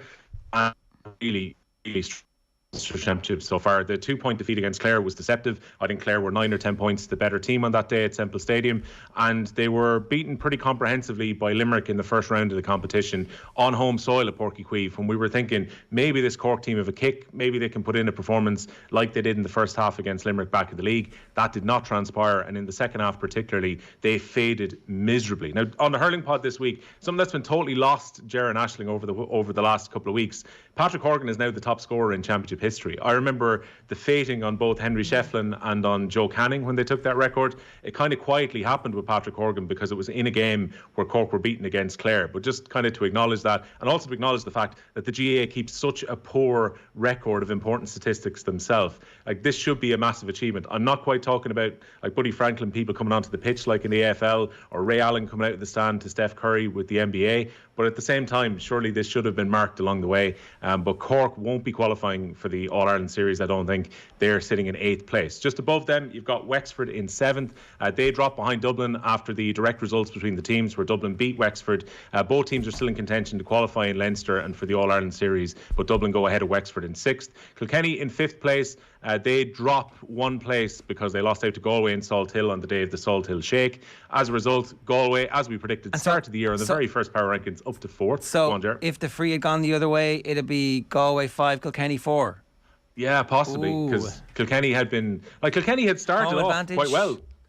They'd swept the results up until now. Kilkenny have got a chance to, effectively. Yeah, I think I would put Kilkenny before. And look, Kilkenny have to beat Dublin. And the thing is, we're kind of nearly all assuming that Dublin are going to lose to Kilkenny at Parnell Park this weekend. But that game still has to be played. I mean, Dublin have got a huge opportunity to qualify after their win against Wexford last time out. So despite the fact that we've had so many one-sided games involving Laois and Westmeath and the other teams, Leinster's actually been pretty entertaining so far, and we've got a 4-way chase for 3 places that feels pretty wide open at the moment. So Galway up to 4th place. Got to respect that result against Kilkenny, albeit a very late free from Conor Cooney. Clare, the big risers, they're up from 7th on the last rankings up to 3rd. Again, they have been so impressive with their start. Took out Tipperary with no mercy whatsoever, and they backed that up with a win against Cork. Clare go to Limerick this weekend, perhaps with a Limerick team who won't have Cian Lynch, and given how Clare have started, they probably should have won when they played in Ennis back in the League 2. The Clare might feel that at Cusack Park this weekend they can get a result against the All-Ireland champions. The only one thing is, I think Limerick, with the way that they played against Tipperary, will still be going reasonably full tilt when they go to take on their neighbours this weekend. That's the match of the weekend on Sunday. But if Clare were to take that, they have to give serious consideration about going into the top 2. The top 2, Waterford, the league champions, they haven't played because they had a break last week after their loss against Limerick, but they pushed Limerick closer than they have in the last 3 years in that game at the Gaelic grounds.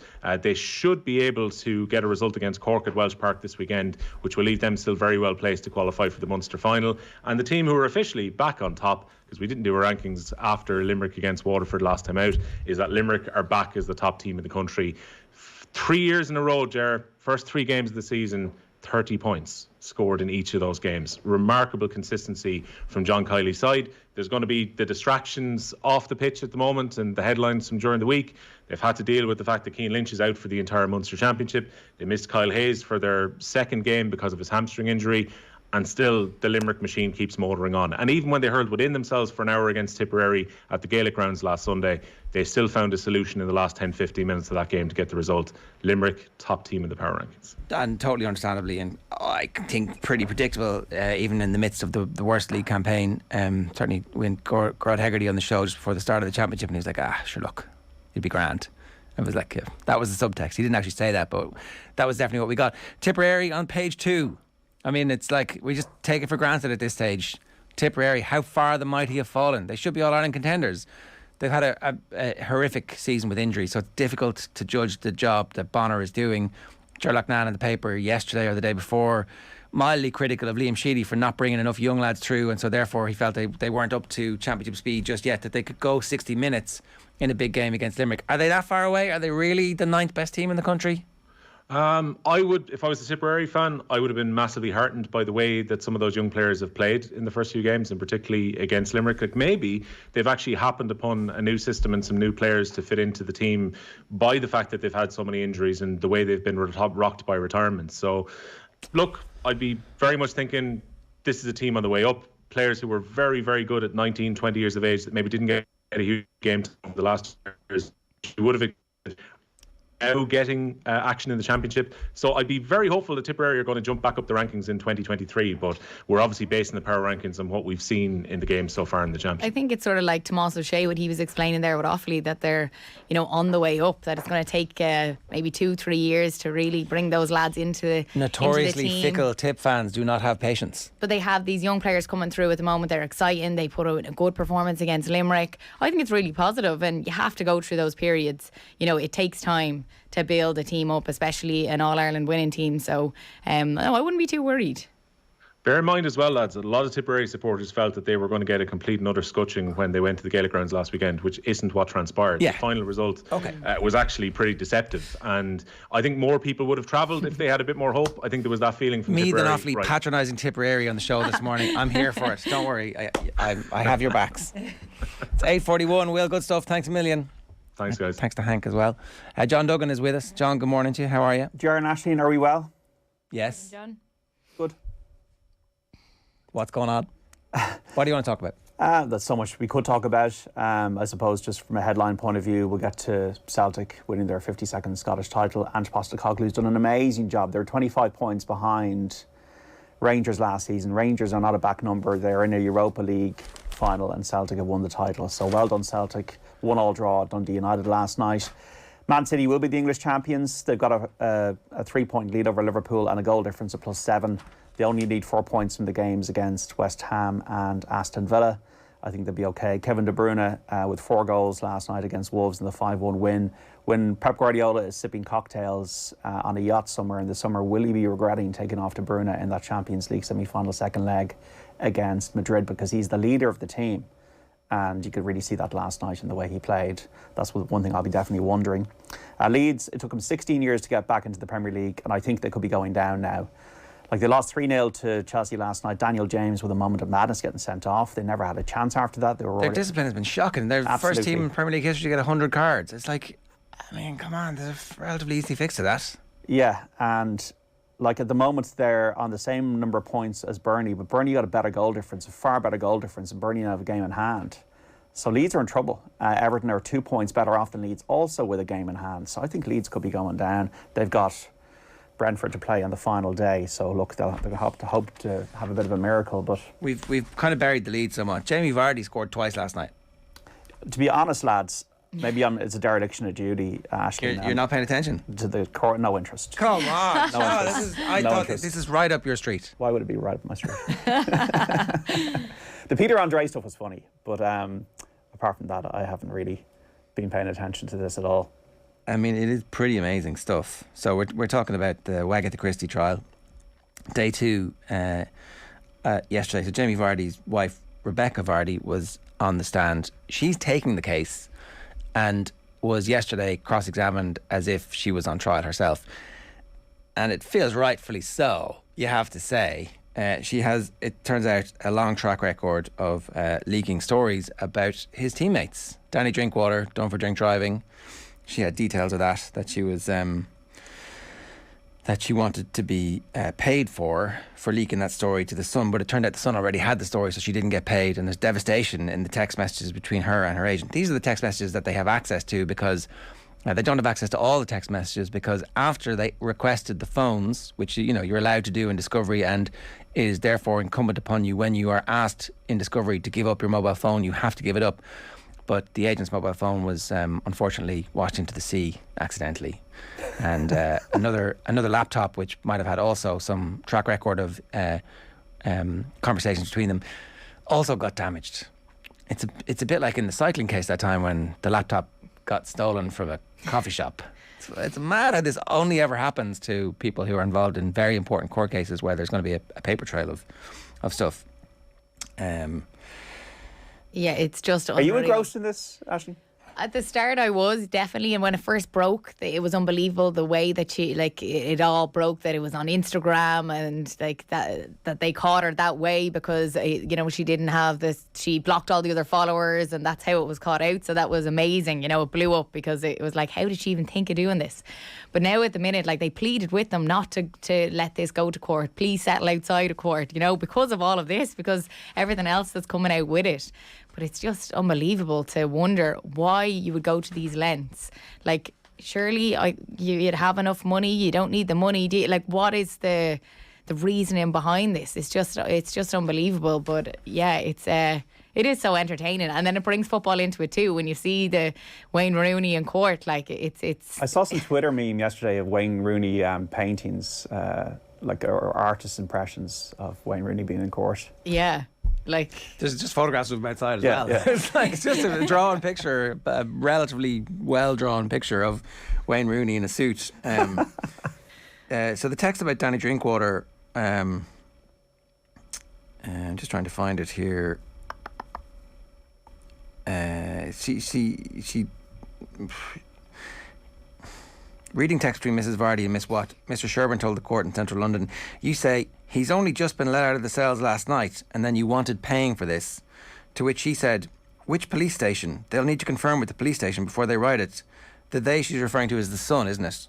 Mrs. Vardy confirmed that they was the Sun, but explaining the comment after being paid for information, she said, it was a fleeting thought, it wasn't a serious comment. Later she said, it was something that wrongly I got involved with. This was, I shouldn't have done that thing. And she apologised that the messages were not good.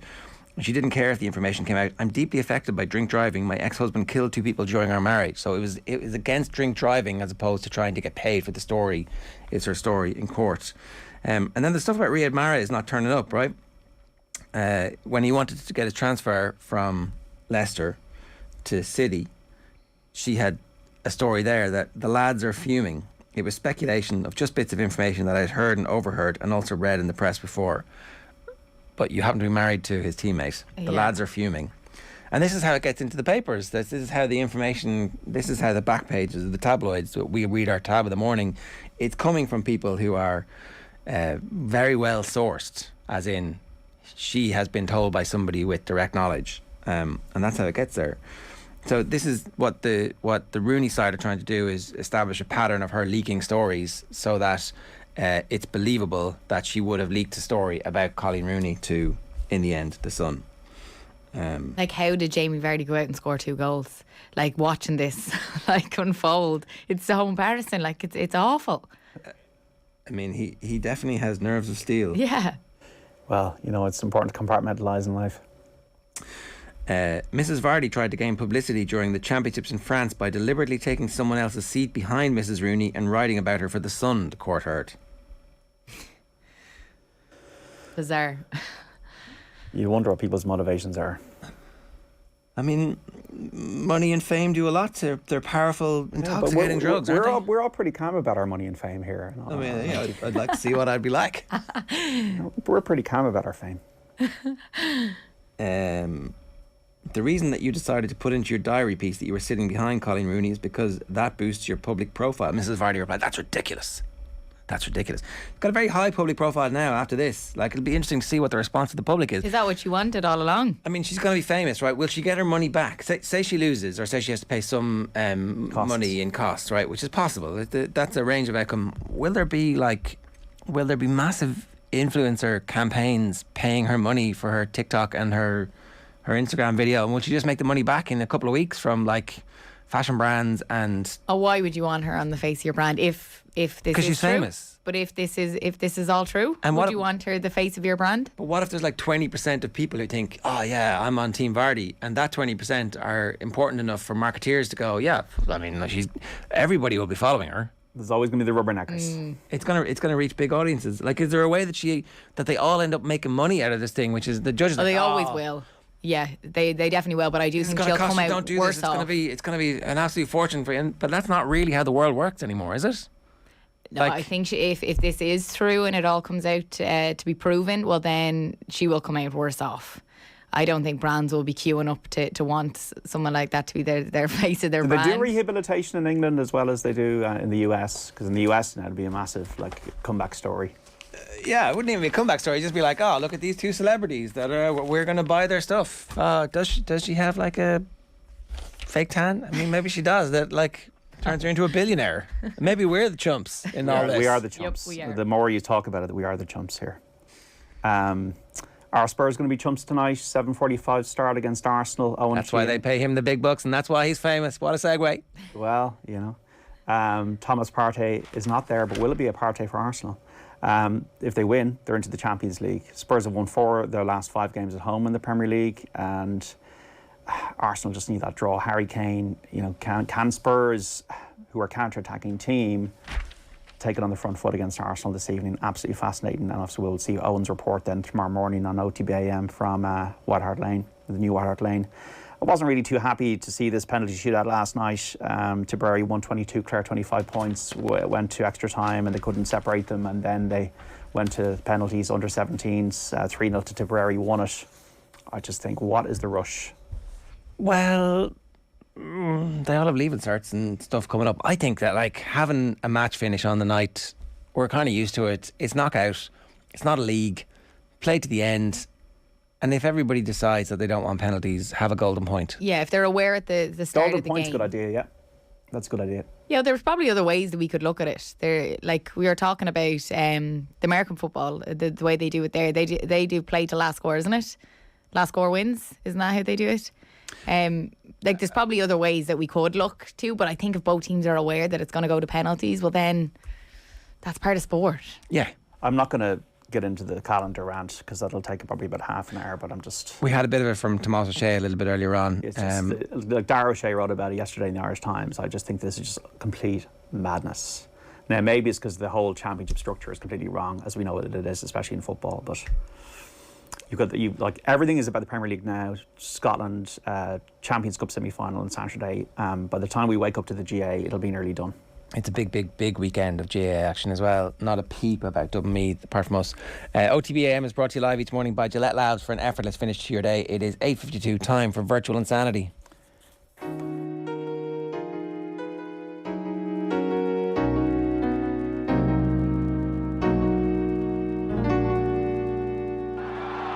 You have entered Power Drive. Oh, wow! There's something Donnie Darko bunny about that whole intro, I think, to Virtual Insanity. But the good news is we only got 2 golfers to talk about this week. We're at the Byron Nelson tournament in Texas. It starts today, 12:45 hours time. The pot is 1,103 from 1,000, 10.3% profit for 2022.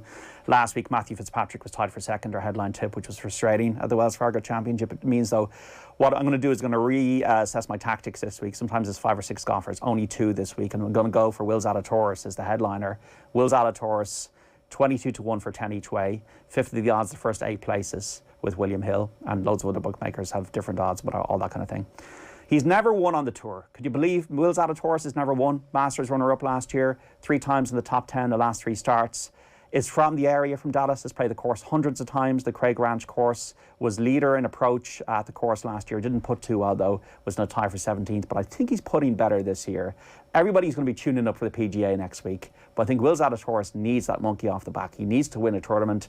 We see all these photos of him and Scotty Scheffler when they're juniors playing together in Texas. Scotty Scheffler has now began the ascent to greatness, winning all these tournaments, becoming world number 1, winning the Masters. Will Zalatoris needs to win a tournament.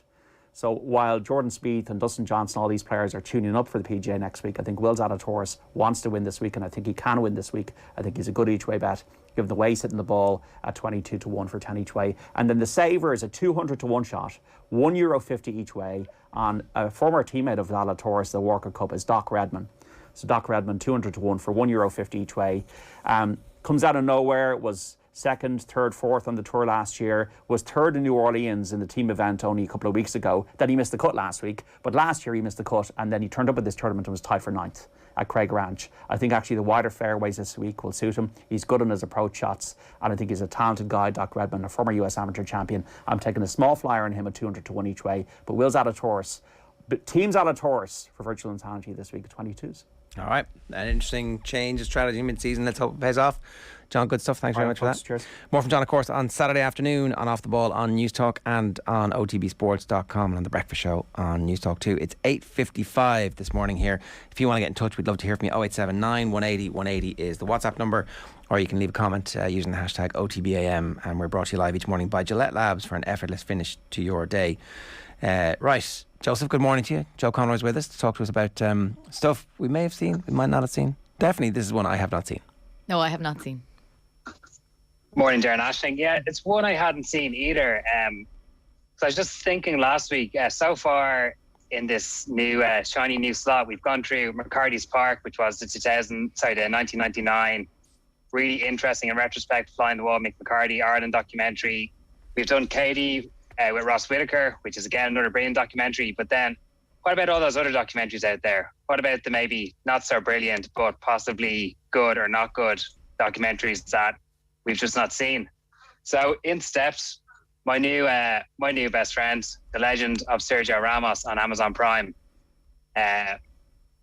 Just off the bat, Sergio Ramos, 2 series, 1 series with 8 episodes, 2nd series with 6 episodes. How excited or unexcited are we at the prospect? 2 series of Sergio Ramos. That's a lot. I mean, and which period of his career is this now? Because that's important. Is it like when he's, rescuing Real Madrid in Real Madrid style against Atletico and shithousing his way to being one of the greatest defenders of all time? Or is it like, the year spent doing nothing in Paris Saint-Germain? This is all pre-Paris. Season 1 is 2018-19, so the year after they've beaten Liverpool in the Champions League final, but they have a disastrous season. So you just get great stuff of just Sergio hanging around, and it's like they're playing the media clip. It's of like, this is totally unacceptable. We don't expect this from Madrid. We won't accept this. And it's like, Ramos is like, phew, gee guys, this is pretty bad. Yeah, it's pretty bad. Lopetegui, you might get sacked. Yeah, I think he's going to get sacked. You better win this weekend or he's going to get sacked. That's kind of the level of stuff. Season 2 is the following season, which is 2019-20, which is Zidane back, and it's the lockdown season.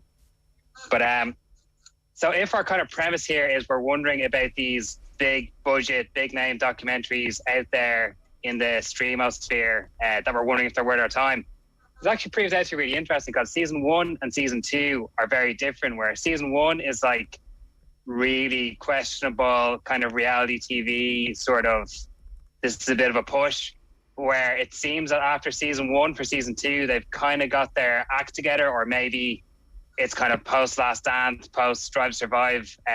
Maybe they've gone, okay, if we're going to do this, let's do it right. But just to kind of contextualize that, I might just play you a quick clip from both seasons.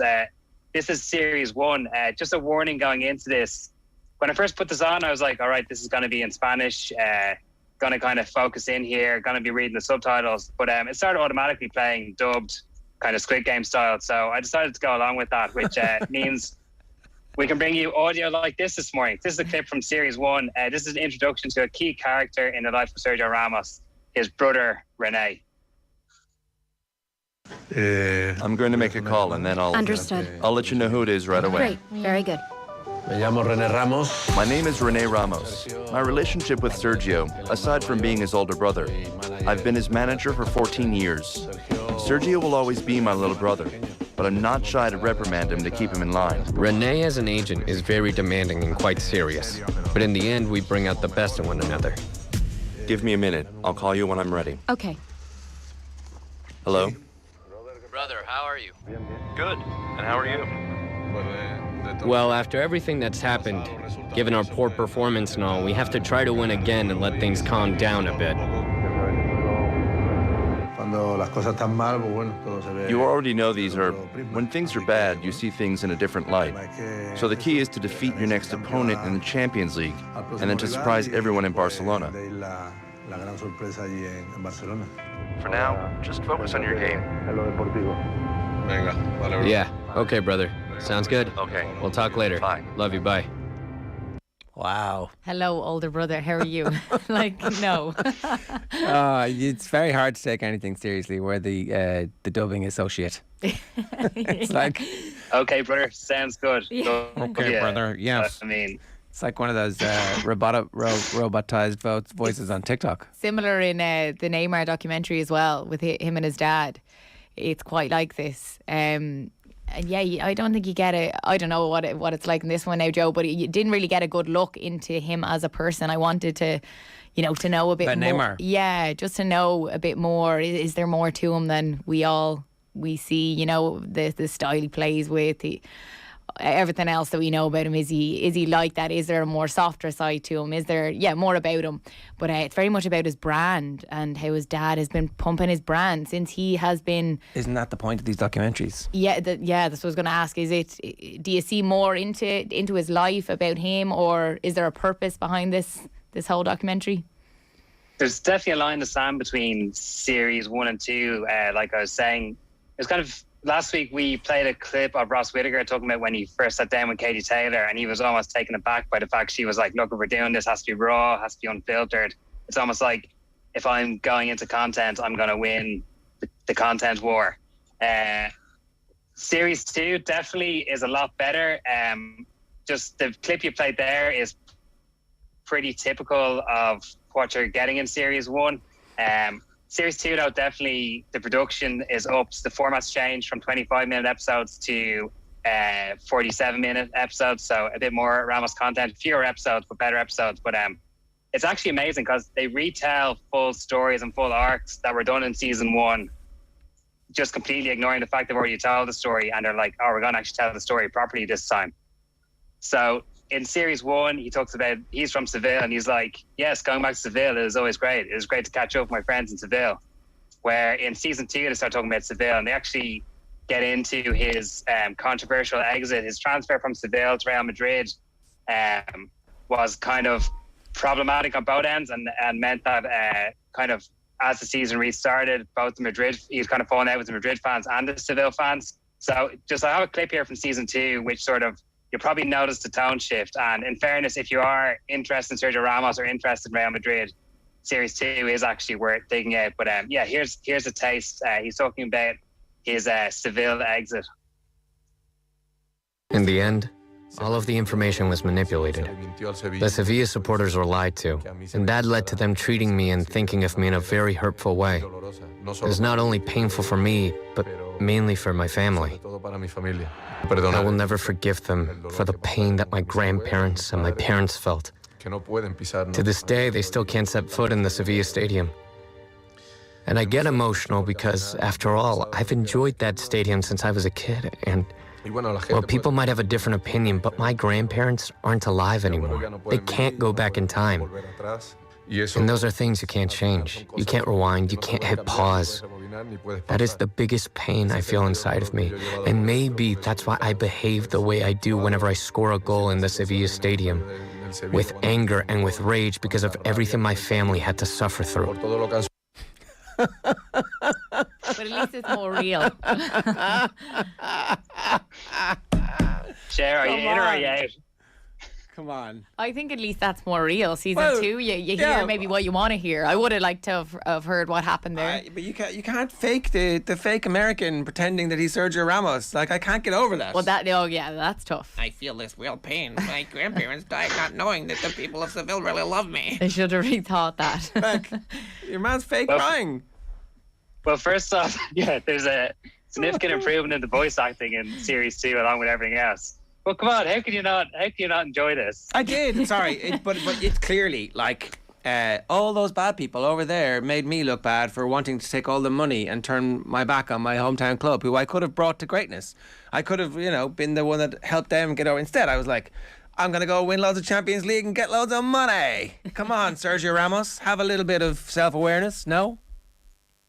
I'm not sure if it was a rights issue, a time issue, or what, but the first one is like pretty standard archive stuff. This series 2, though, they've kind of last dancified it a bit. So you actually get the clip after that where he's playing in Seville. He scores a Panenka, the most kind of a proper Pirro, like taking the piss Panenka, then runs over to the corner, does kind of a bit of a Ronaldo, kind of the Ronaldo turn, but turns into a kind of pointing at his name motion and then pointing at the fans and cupping his ears. So, I mean, this is like, there's gold in here.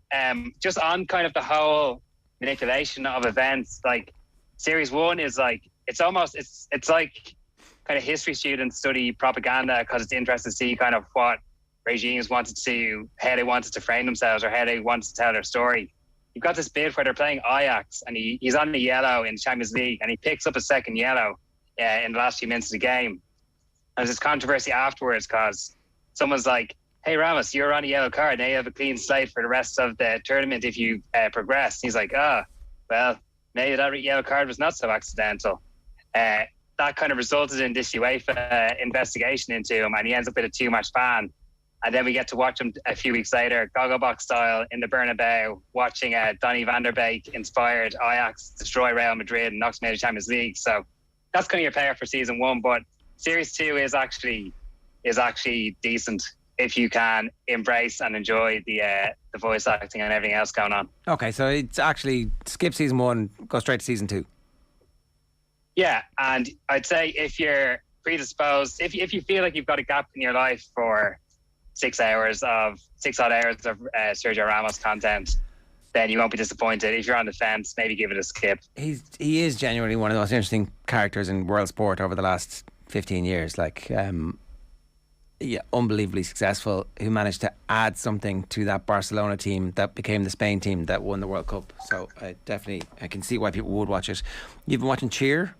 Cheer, yeah, it's 2 seasons as well. It follows Navarro cheerleaders. This is a team based in Texas in America, and it's unbelievable because what comes to mind here if you think of cheerleaders? What do you think there's much training that goes in? I've seen a bit of this, so okay. Because when I first went into it, I would have thought easy enough, it can't be too much to it. And then you watch it and see the athleticism, the training, how tough it is, the injuries. They're fearless. They're throwing each other up in the air, these stunts that are absolutely incredible. And they're just kids as well that are, going through college, and then this training on top of it that is hours long every day, it seems like, after college. So it's amazing to see their journey, and just the training and everything goes into it. And it sort of follows 5 individuals on the team as well who have good stories within it. And then Monica, their coach as well, she's an amazing story. She was a cheerleader, but nothing too amazing. She didn't have amazing accolades for her name, but she then built this from the ground up, and now they're the most successful cheerleading team. Great storyline to it. They've rivals that are not too far, 40 miles away in Texas. They're their rivals, and they go and they compete at Daytona. That's the big cheerleading. That's the All Ireland, really, to them. So yeah, it's amazing. I definitely would recommend to watch it because I think you'd definitely get a new view on cheerleading for sure. All right, Joseph, good stuff. What are you going to watch for us next week, or have you decided yet? We'll have a think. I don't know if anyone has any suggestions. Send them in. There's a few kind of just off the top of my head. There's a great kind of naughties Dublin one up on the RTT player we might need to look back at. I think Galvanise is needs to get revisited at some point, but I don't know. We'll see where what way the wind blows during the weekend, where things take us. All right, feel free to give us recommendations. Use the hashtag OTB AM. Here's what's coming up on OTB Sports Radio today. Centaur is the story of Declan Murphy, a remarkable jockey who was a champion flat jockey who had a horrific brain injury. Stuart Lancaster at 3 o'clock. Our retro panel is coming to you at 4, and then Jerry Eisenberg talking about Muhammad Ali at 6. You can follow Off the Ball across all our social platforms. Be sure to subscribe to our YouTube channel and download the Sports app to enjoy the best and latest in sports content and analysis. During the break, we have a little taste of the latest episode of the Football Pod. The show is going on the road in the Royal Theatre, Castlebar on Thursday, the 2nd of June. Tickets are on sale now. Go to otbsports.com/events and get yours. Stay tuned to OTB for more details and more shows to come. The Football Pod is in partnership with AIB, proud sponsors of the GAA Senior Football Championships. Check out the hashtag the toughest for more. Ronan O'Gara is next. Marginal gains? XG? Top speed? Recovery? What's it all about? Want to improve but don't know where to start? With more data than ever now available, OTB Sports have teamed up with Whoop to cut through the noise and help you raise your game, no matter the sport. OTB Sports are delivering the metrics that matter. Meaningful metrics in partnership with Whoop, the personalised digital fitness and health coach that helps you unlock your inner potential. See whoop.com for more. Follow OTB Sports social channels for the best insights and stats this season. Paddy, I go, what? He goes, Paddy Andrews. I go, yeah. As he goes, this is James' house. He's upstairs. Will I get him? The Football Pod with Paddy Andrews and James O'Donoghue are bringing the show on the road. The first stop for Ireland's biggest and best GAA pod will be the Royal Theatre in Castlebar on Thursday, June 2nd, as Paddy, James, Tommy and special guests dissect, analyse and celebrate Mayo football, as well as getting stuck into the runners and riders for Championship 2022. Tickets are €20 plus booking fees and are on sale now. See otbsports.com/events for more.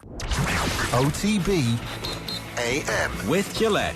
Get into your flow with the new Gillette Labs Razor with exfoliating bar.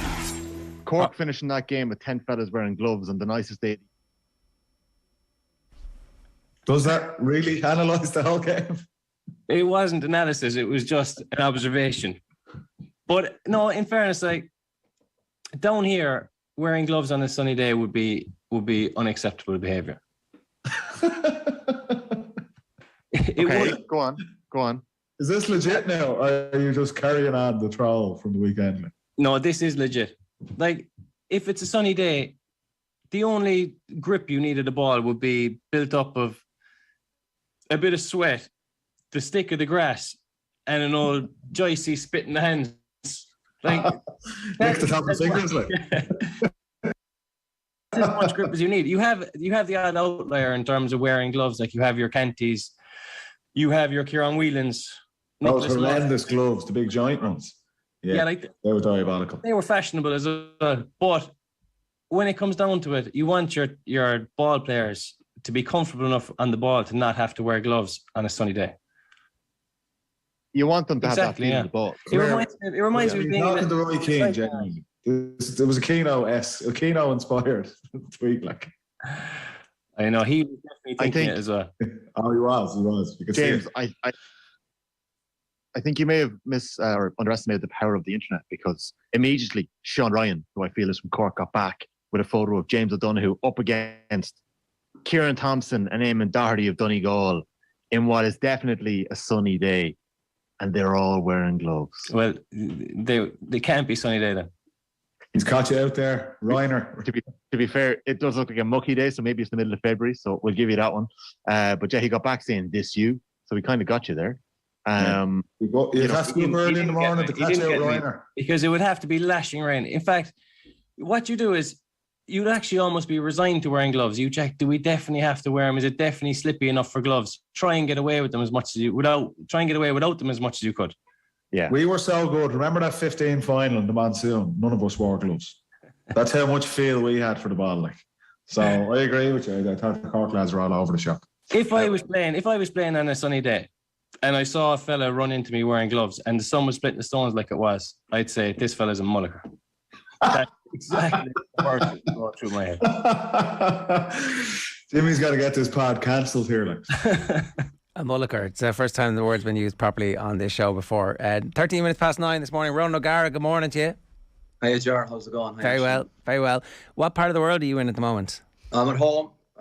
Yeah. So I was thinking alright about what you'd be saying to me at the start, and it's mornings like that I have to remind myself I have a job, and if I flick the camera a little bit, it would be easy to.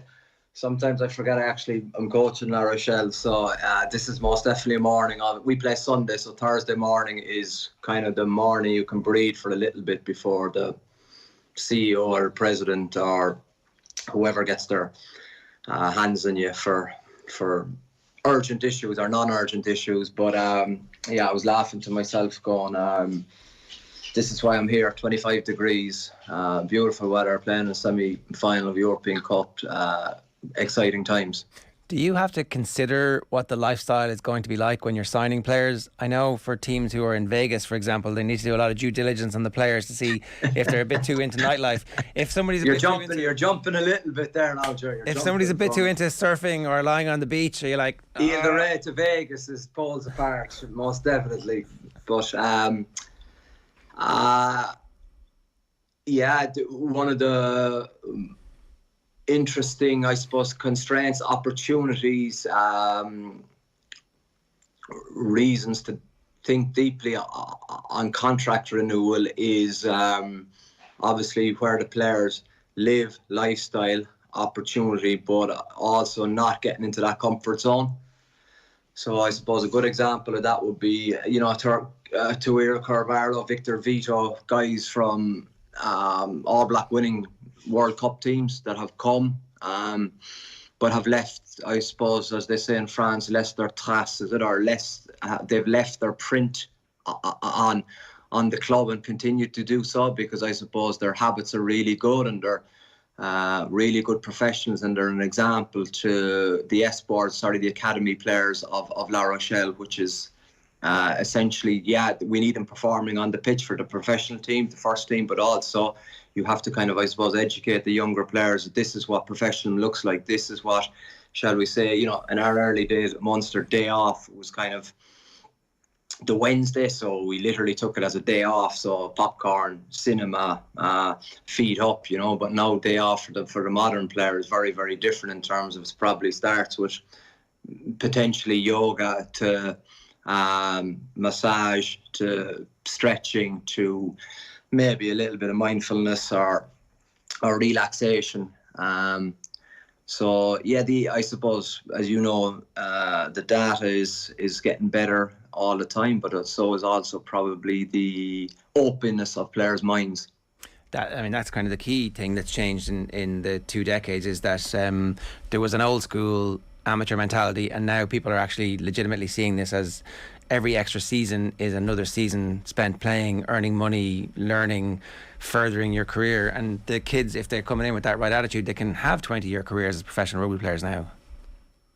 Yeah, it's so interesting, and that's something I think that's probably, I can see that difference between even in the generation gap between Donnacha Ryan and myself, even because he informs me about that's exactly how a forward's mentality would be. I can, potentially squeeze another 12, 24 months out of my body to be able to do this, because, as you said, their job description for a forward is very, very different to, we'll say, a number 10. So if he gets good, and I remember the words of Donnacha O'Callaghan, like his body is his business, and Jamie Heaslip, they invested in it and they put in, I suppose, tools to enhance their body to be at the best it could be, while I suppose someone like myself or a back, we would be more enthralled by the skill, talent aspect of it, while for other people it's no, actually I need to get 6,000 metres in this game. If I can continue to do that for as many years as I can, I have, as you say, the capacity to earn good money. And just speaking about the players there, obviously I think we're a lot more educated around those sort of areas now, of knowing to get the stretching in, to do the yoga on the days off. But as a head coach, Ronan, does your mind ever get a rest? No. I'd like to say it does, but I don't look upon that as a punishment. I look upon that as a pleasure or a privilege. I love what I do. So I think when you love what you do, you don't look upon it as a job. There are times, like everyone, you get absolutely frustrated, dejected, and at the stage of the season, the further you go, the more disappointed you get. So we're entering that territory now. So we've no guarantee of proceeding this weekend, but the goal is to go another stage, and then after that you want to try and win a final. But it's getting down to the juicy moments of the season, and this is what we live for, and this is what we do all our season for. But one of my big points to the players is that you got to enjoy the journey. So there's no point just, okay, it's phase finale now or European Cup semi-final. We don't change. We repeat what we've done, but we got to do it more accurately and with a little bit more tempo and a little bit better. We had Tomás Ó Sé on a little bit earlier on, and he was talking about he woke up one morning after the Kerry under-20s had been beaten, and he texted the county board chairman essentially saying, I want to get involved here, I'm fed up with this team being beaten. And he now looks back on that and thinks, I just didn't have the experience. The county board chairman must have gone, who's this fella? So now he's gone off and he's working with Offaly, and he's kind of going through that bit where he's interested in the coaching, very interested in the coaching, and soaking it up like a sponge. But actually it sounded like he's decided that he actually wants to be a manager because you've got the ultimate say. I know from listening to Stuart Lancaster, when he was the England coach, he didn't have enough of the actual coaching part of the job because all of the rest of the stuff that goes with being the team manager or the team principal took him away from the coaching aspect on the field. On weeks like this, do you do more coaching than managing than you would in other weeks, or do you say things don't change, but do you change a little bit? No, I think you're just conscious of not having them on the pitches as you would in other weeks. You're not going to get fitter or better at this stage of the season. Where you need to get better at this stage of the season is mentally. So there's a big focus on that. And your question is very interesting in the fact too. I think a lot of people, our average sports fans, I think underestimate the impact it hurts, the level of profound dismay when it was Stuart Lancaster. He's coaching England in the home World Cup. I think there are very few occasions in world sport when we have seen that example of managers in that situation. I think, we've seen it with the English football team, but we saw it with the English rugby team. You look at the squeeze that came on New Zealand in the Rugby World Cup. You'd know that date, sure. When they scraped home against France, was it in 2011? Yes, yeah.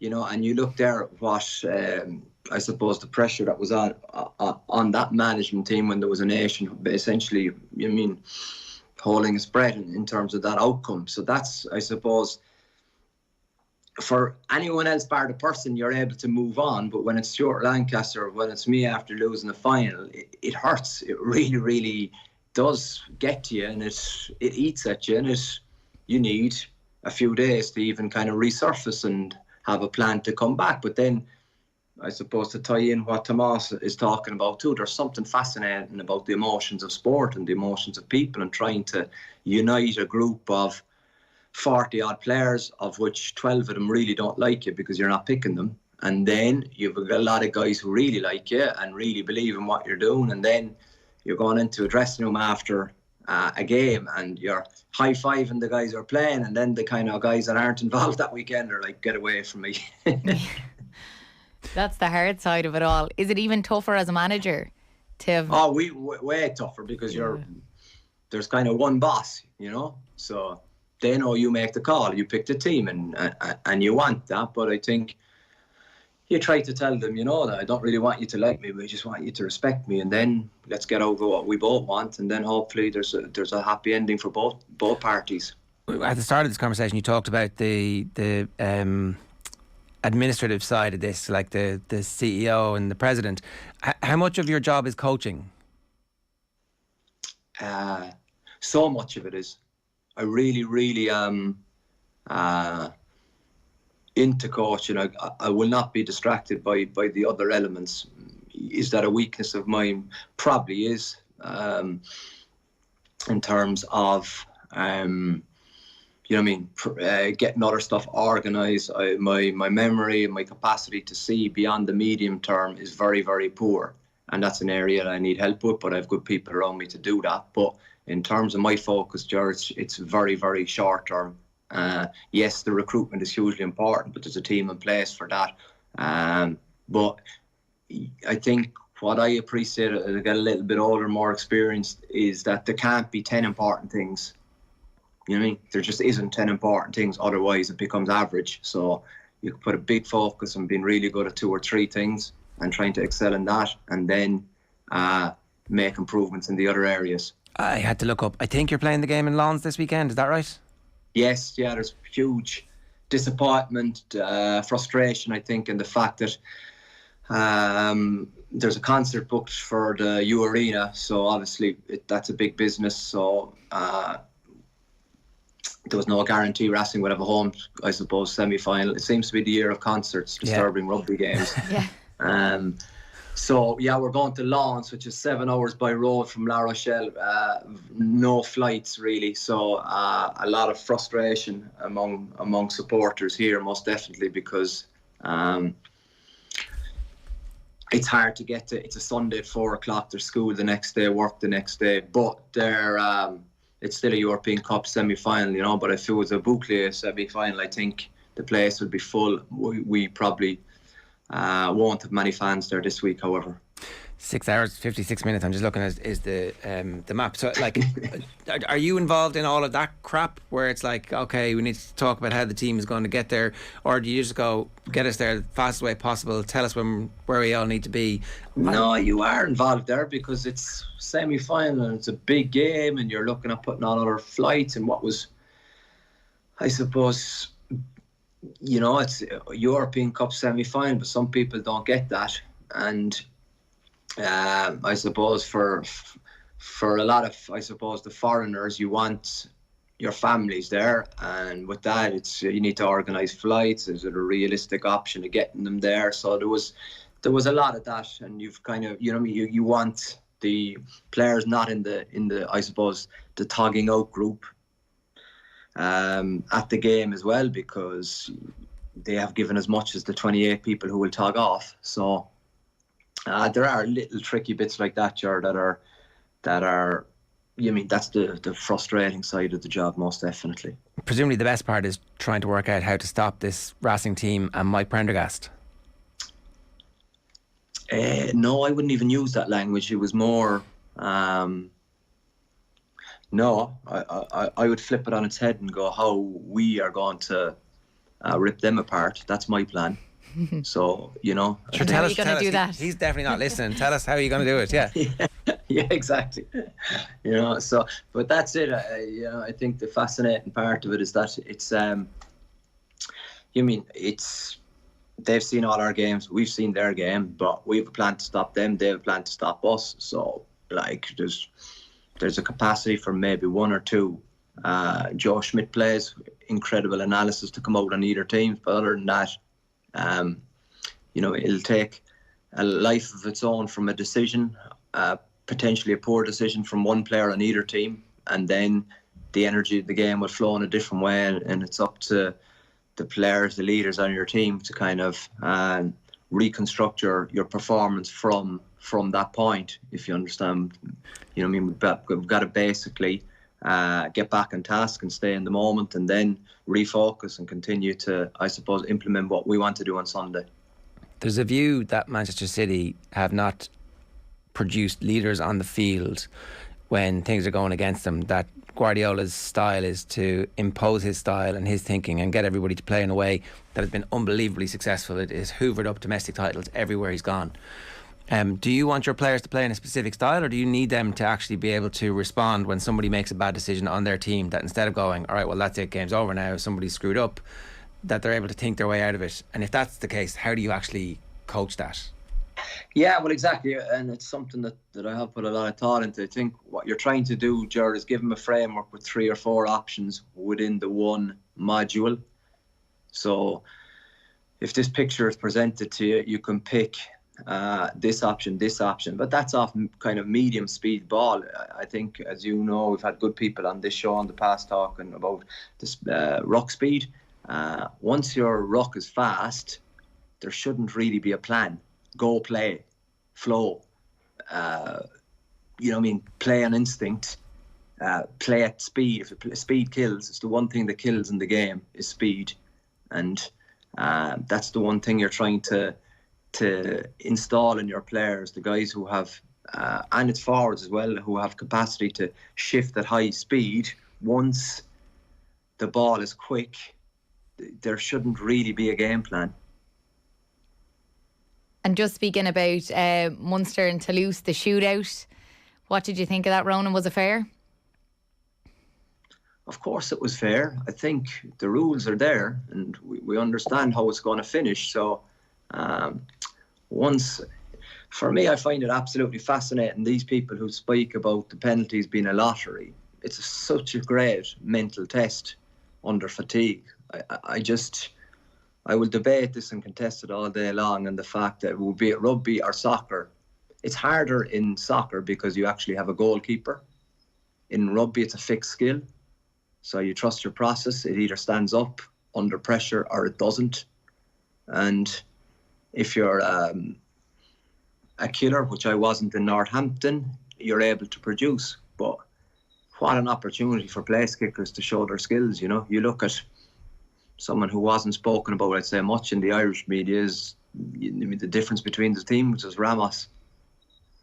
It can be an opportunity in a way, to just perfect that skill, but also to see what you're like under pressure. For you, did you enjoy that part when it got, I suppose, to later in your career? Did you look forward to those moments? I absolutely loved it. But I think that's, there's so many elements in 100 minutes that it's a freakish kind of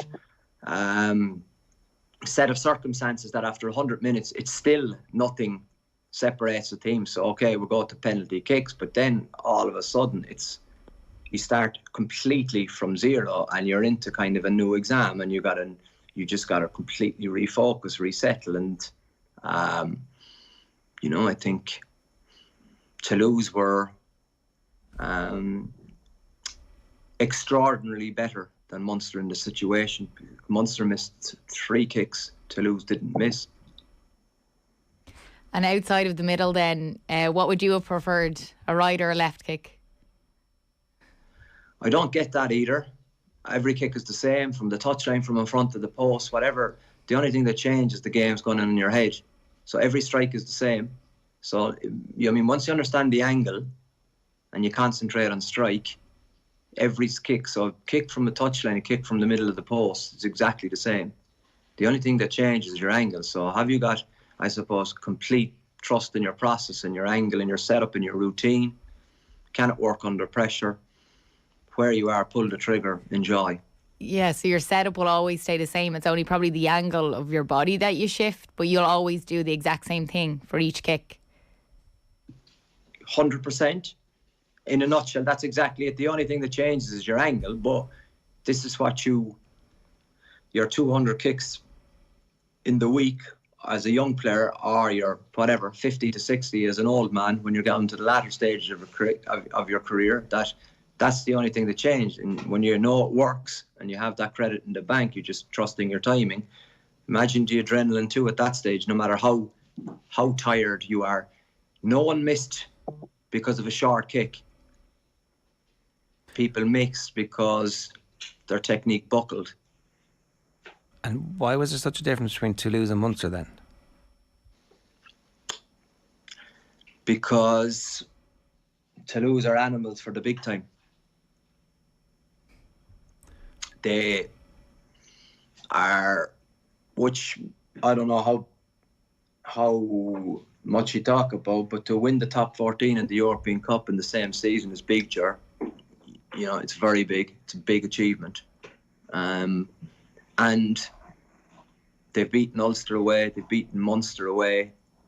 Yeah, they've the ultimate test this weekend, but irrespective of what happens this weekend, they're a team you begrudgingly have to admire.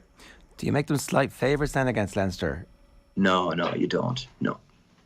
Stop. Home advantage for Leinster in the Aviva, fresh. A team that's travelling, that's playing 2 competitions. A team that's rested. It's not. I don't think you're looking at a similar set of circumstances between the teams. But it's a closer game maybe than people are thinking, because the bookies have it like a 7, 8, 9 point spread. But if they're animals for the big time, it doesn't get much bigger than this, and they've got the smell of this tournament in their nostrils, and they're squeaking in ahead of you guys in the top 14. So I think they're good. I think they are very good. Yeah, I think they are. I genuinely do. But also the biggest compliment you can give Leinster, Jars, they smashed Leicester. It was 20-0, game over. So it's hard to judge from that game because they were never in any danger. Before we go, give us a gander at the beach there outside the window, will you? Turn the camera around for us. Sicken the holes of all of us. No. That's what experience is, making right decisions under pressure. Have a good day. Enjoy the 7-hour bus journey. Good luck. Good luck. Bye-bye. Ronan O'Gara refusing to show us his view there. He just didn't want to make us jealous. OTB AM is brought to you live each morning by Gillette Labs for an effortless finish to your day. Tomorrow the show is live from 7:30. Adrian Barry and Owen Sheehan. Owen is on location for Off the Ball in North London, reporting in the aftermath of the Spurs versus Arsenal match. It's his own version of Arsenal Fan TV. Tune in for this very special show tomorrow, where we'll also have the latest GAA quick picks. You've already gone for Derry. That's officially nailed now. And that just happened when you asked me, so I didn't even sit down and write it out like I normally would. But no, I think I will. I think I'll stick with Derry. All right. Alan Quinlan's also going to be on alongside the previewing the Champions Cup semi-final. Much more. We're going to leave you with Keith Wood and Fiona Hayes from last night's Wednesday Night Rugby alongside Joe. Enjoy. It's fair to say we're into the fun part of the season now. Marseille beckons for 2 of 4. We have our semi-final lineup. So Saturday coming, Leinster, Toulouse. Tickets selling out fast, even though it's such a quick turnaround. 25,000 went on Monday alone for the Aviva Stadium. 3 o'clock kickoff on Saturday, and then on Sunday, Racing have home advantage against La Rochelle, although the La Défense isn't available, so that won't be on there. Genesis, the reason, as Jerry Thornley told us on Monday, this is not Ed Sheeran's fault. Genesis, we blame you. So that game, 3 o'clock Irish time on the Sunday in Lens. Second year in a row, it is Leinster and 3 French sides in the last 4. Fiona Hayes, hello. Hi Joe, how are we? Very well. Lens, Keith Wood, rings a bell. Feel like something happened there. Yeah, no, nothing ever happened there. That's definitely erased from my memory. As Claude you say, because he was injured, he said that was the time you all disgraced the nation. So yeah, we'll never let forget that one. So that's that's 23 years ago. So there we are. Is that right? Yes, it is. Yeah, it's a long time ago. So best forgotten. Listeners won't realise this, but viewers may be wondering, Keith, it looks like you're about to fly a plane of some kind. I am. I'm flying. I'm doing my aviation lesson. No, I'm sitting in my car. Couldn't get back to the studio. So I'm in transit, but I have stopped. Okay. Thankfully, so I have a headset on. So I'm either flying a plane or organising a pizza delivery, one or the other. Well, I tell you what, your 4G is outstanding. The picture is good, so we appreciate you pulling over. We'll get into the semi-finals in just a moment. Fiona, I want to get your thoughts on the EPCR move. They couldn't not medal with this tournament at least once a year. It would be just wrong at this stage. So the new format for next season has been revealed. I suppose the headline news is they have decided against retaining the 2-legged round of 16 tie. It will just be a 1-legged affair now. In effect, instead of 9 weekends, we're down to 8. The pool stages will start in December, so there'll be 4 pool matches to whittle down 24 teams to 16. So, like, with each passing year, they're trying to just completely disenfranchise the importance of the pool stages. And then it'll go last 16, quarter-final a week later, 3-week break, and then semi-final is how it's going to look next year. I mean, I thought everybody quite enjoyed the 2-legged round of 16. I don't know, does South African inclusion play a part here? But it's a new format, new year, new format. Yeah, that's what I thought straight away. I was like, with these, everybody enjoyed the 2 legs. I was thinking even semi-final might have even been better to bring it in at that stage.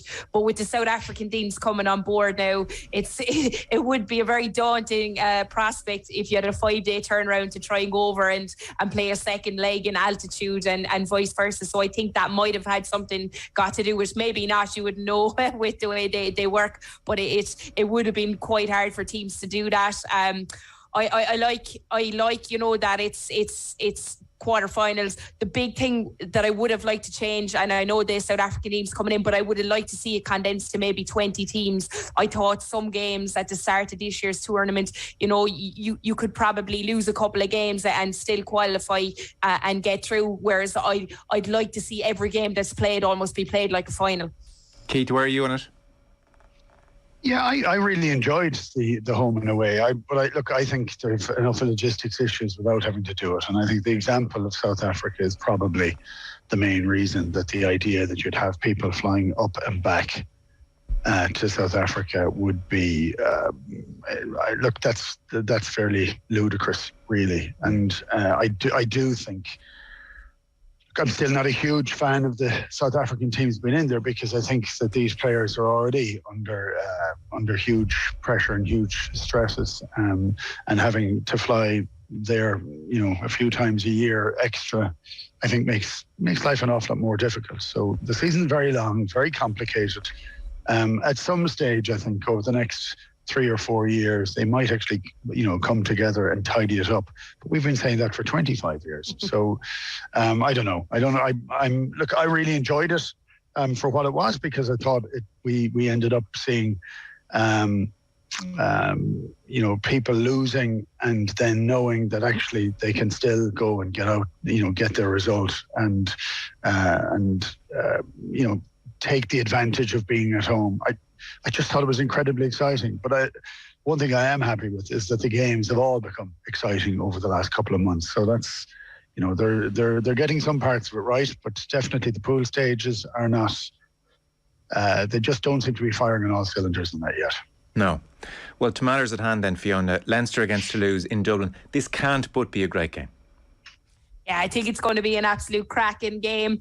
I think Leinster going in as favourites. You've Toulouse, who were after playing 100 minutes of rugby, had to fly back home and will have to fly over and play in the same atmosphere, you would hope, the following Saturday. So I think Leinster will go in as favourites. But this Toulouse team, we saw what they can do, the magic they can score at any time. You know, they have magical players. Probably wasn't, again, we said it probably in a couple of games recently, wasn't Dupont's best game. We know what he can bring. We know Intimac, and I think Leinster were very, very clinical in the first half at the weekend against Leicester. It was almost played. They finished the game in the first half.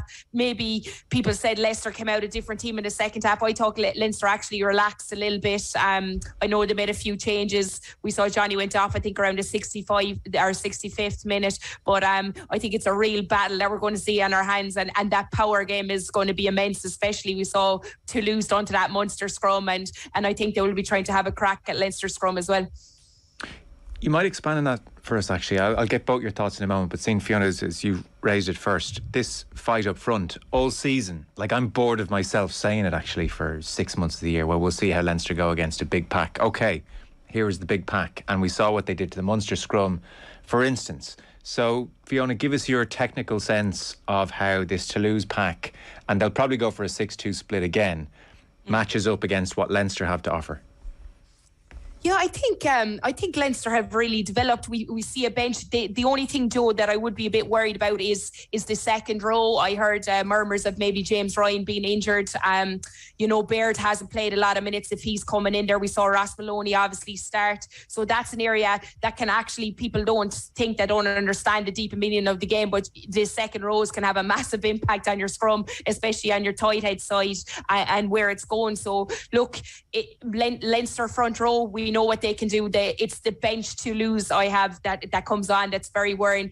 we saw they came on, they made a big impact. James Ryan steadied things a little bit for Munster, but I think that I think Leinster have really kind of have developed that. We see Dan Sheehan, Keller, they have the players with Cian Healy, they have the players now on the bench to make that exact same impact when they come on. So it's going to be a real battle up front. I think the Leinster scrum was probably a lot more solid than the Munster scrum was. You know, they dealt with it as the game went on, but I would imagine it's going to be a huge battle, and it'll go to and fro, and it'll also depend on what the referee views is going on there as well, Joe. Yeah, Keith, you're reading how that's going to pitch up front in the scrum for starters? Yeah, it's hard to add too much more to that from what Fiona said. I think the referee does have a very big part to play in it. There was an element of Toulouse crabbing last week at different times and pushing up, which isn't straight either. So, like Leinster, having seen it, will be able. I think they have a stronger pack than Munster have, and they have a stronger front row than Munster have.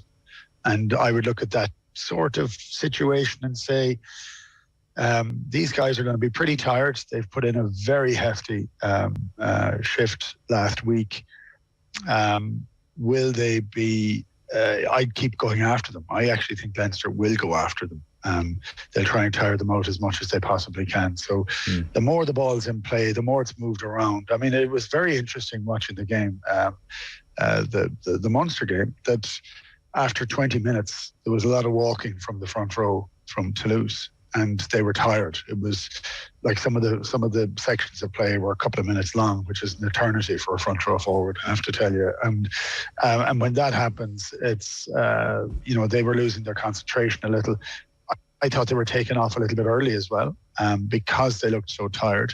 So you've got two packs or two sets of front rows that have played more rugby than they're kind of used to playing. I think it could be if it was me, and I'm looking at the players I have in Furlong and Porter, I'd be saying, lads, take the opportunity to go after them. See how you may not win the first couple of scrums. You may be under pressure for a lot of them, but Leinster's fitness will out in that one. So I'd expect them to put them under a lot of pressure. And what if for them to come out on top? Actually. On top, okay. And of Fiona's point about second row deficit in power. Yeah, I mean, look, it makes a huge difference, especially the right-hand second row. That puts a huge amount of the power goes through the scrum in that position. So in behind Tadhg Furlong. So that's. That is an issue, and it depending on, because we don't know the team yet, so depending on who's there, yes, that could become a bit of an issue. I don't know that I worry about Ryan Baird just yet. I think he shows obvious skills. He's not the heaviest player, but he's with the big boys now, so it could be the opportunity for him to step out from beneath the shadow if possible, because you put every single bit into it. And the one thing that I would have said about Leinster last weekend was I thought their concentration went at halftime. I thought they had the game won. The slickness that had been there wasn't actually present after that. So there was a lot of more unforced errors than you'd expect to see. But I didn't think they were out of second or third gear in that second half. Right. Because it was interesting, Fiona, Jameson Gibson Park, even just in the TV interview for his Man of the Match award, he was saying he felt physically a touch undercooked, that this game at Welford Road is going to bring them on a whole lot more. So you would think 3-week break and all the freshness and admittedly rustiness that might come with it, and now maybe that's been alleviated by the game at Welford Road, and the freshness will still be there. Like so many factors, it's almost disconcerting. So many factors do point towards Leinster being in better shape here than Toulouse. Yeah, and I think they definitely look like they're in better shape. I think Keith hit the nail on the head. I actually don't think for the whole game, they obviously played really well, but I don't think they got out of second gear. I thought it was easy for them in the first half. They were really clinical in what they do, and we know Leinster can do that. I mean, they were so good, so quick at the breakdown. I mean, Gibson Park got the ball and a plate for him. It was really easy to play, and they're really, really good, and they've worked a lot around that area. You can see like the likes of Leamy and whoever has focused on on that breakdown. It's been really, really good this year. But I just feel this Leinster pack, they came out, they got ahead, and I feel like they have a lot more in them. A lot of the key players weren't away with South Africa. They were rested. It's been talk about these French teams since last year. You know, the pressure has been, I wouldn't even call it pressure, but this has been the chat about, can Leinster deal with this power game? So they know, they've worked in the area, they've studied this, they've seen Toulouse. I think you're looking at a tired Toulouse pack that will come. I could be completely wrong, but they play a lot of rugby in France. These guys are playing every weekend. There isn't as much rotation as we'd see over here. So I think Leinster are definitely on the front foot to come away with a win. We'll get on to Munster in more depth in a moment, but certainly, Keith, you would think Leinster will try and replicate a few things Munster did very well, namely breakdown steals and also Dupont. I've never seen Dupont sacked so many times. How repeatable is that? I think it is. Well, it's not Dupont to be able to get himself out of that trouble, actually. It's his pack of forwards. And I do think that that's part of what Fiona touched on there, that Toulouse will now have to work at every single phase. The forwards will have to concentrate far more on contact. They lost too many balls on turnover, so they're going to have to put more players in there, which is a higher work rate, a higher work level.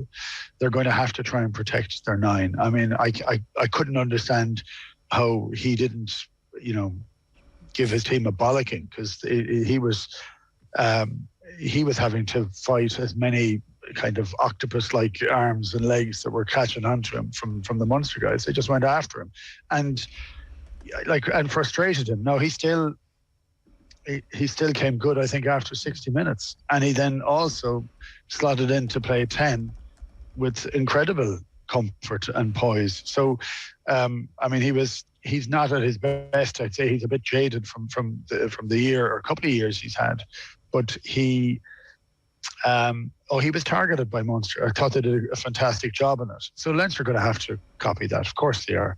But I think the more that Leinster look at the things that Munster did really well, the more work Toulouse's forwards are going to have to do.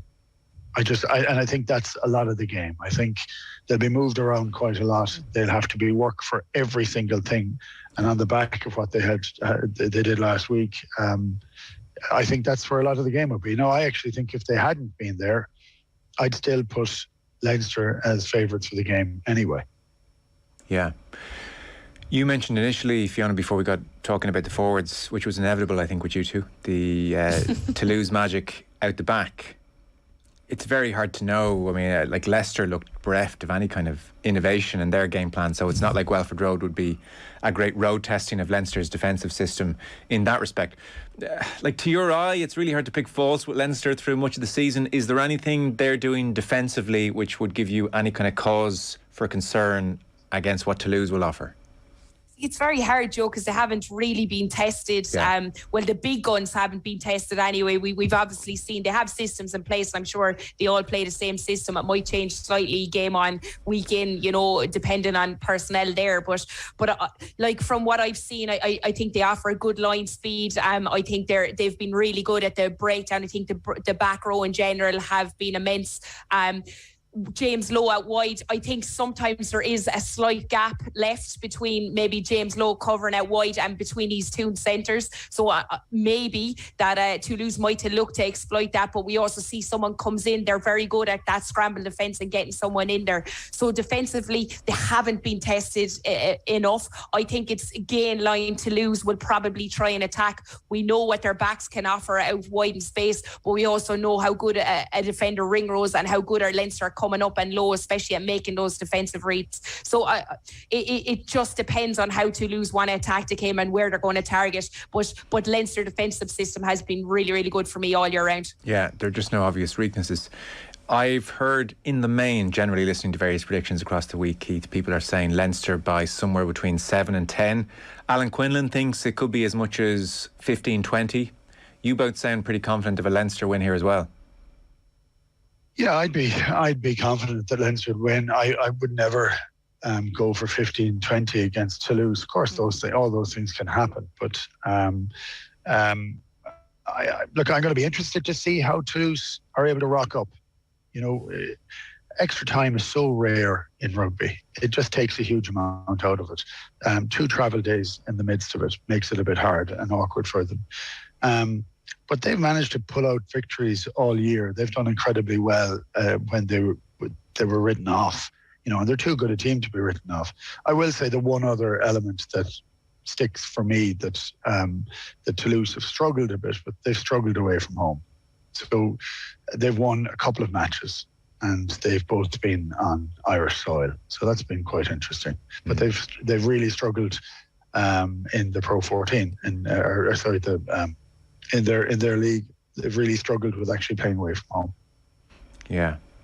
1 away win in 9, actually.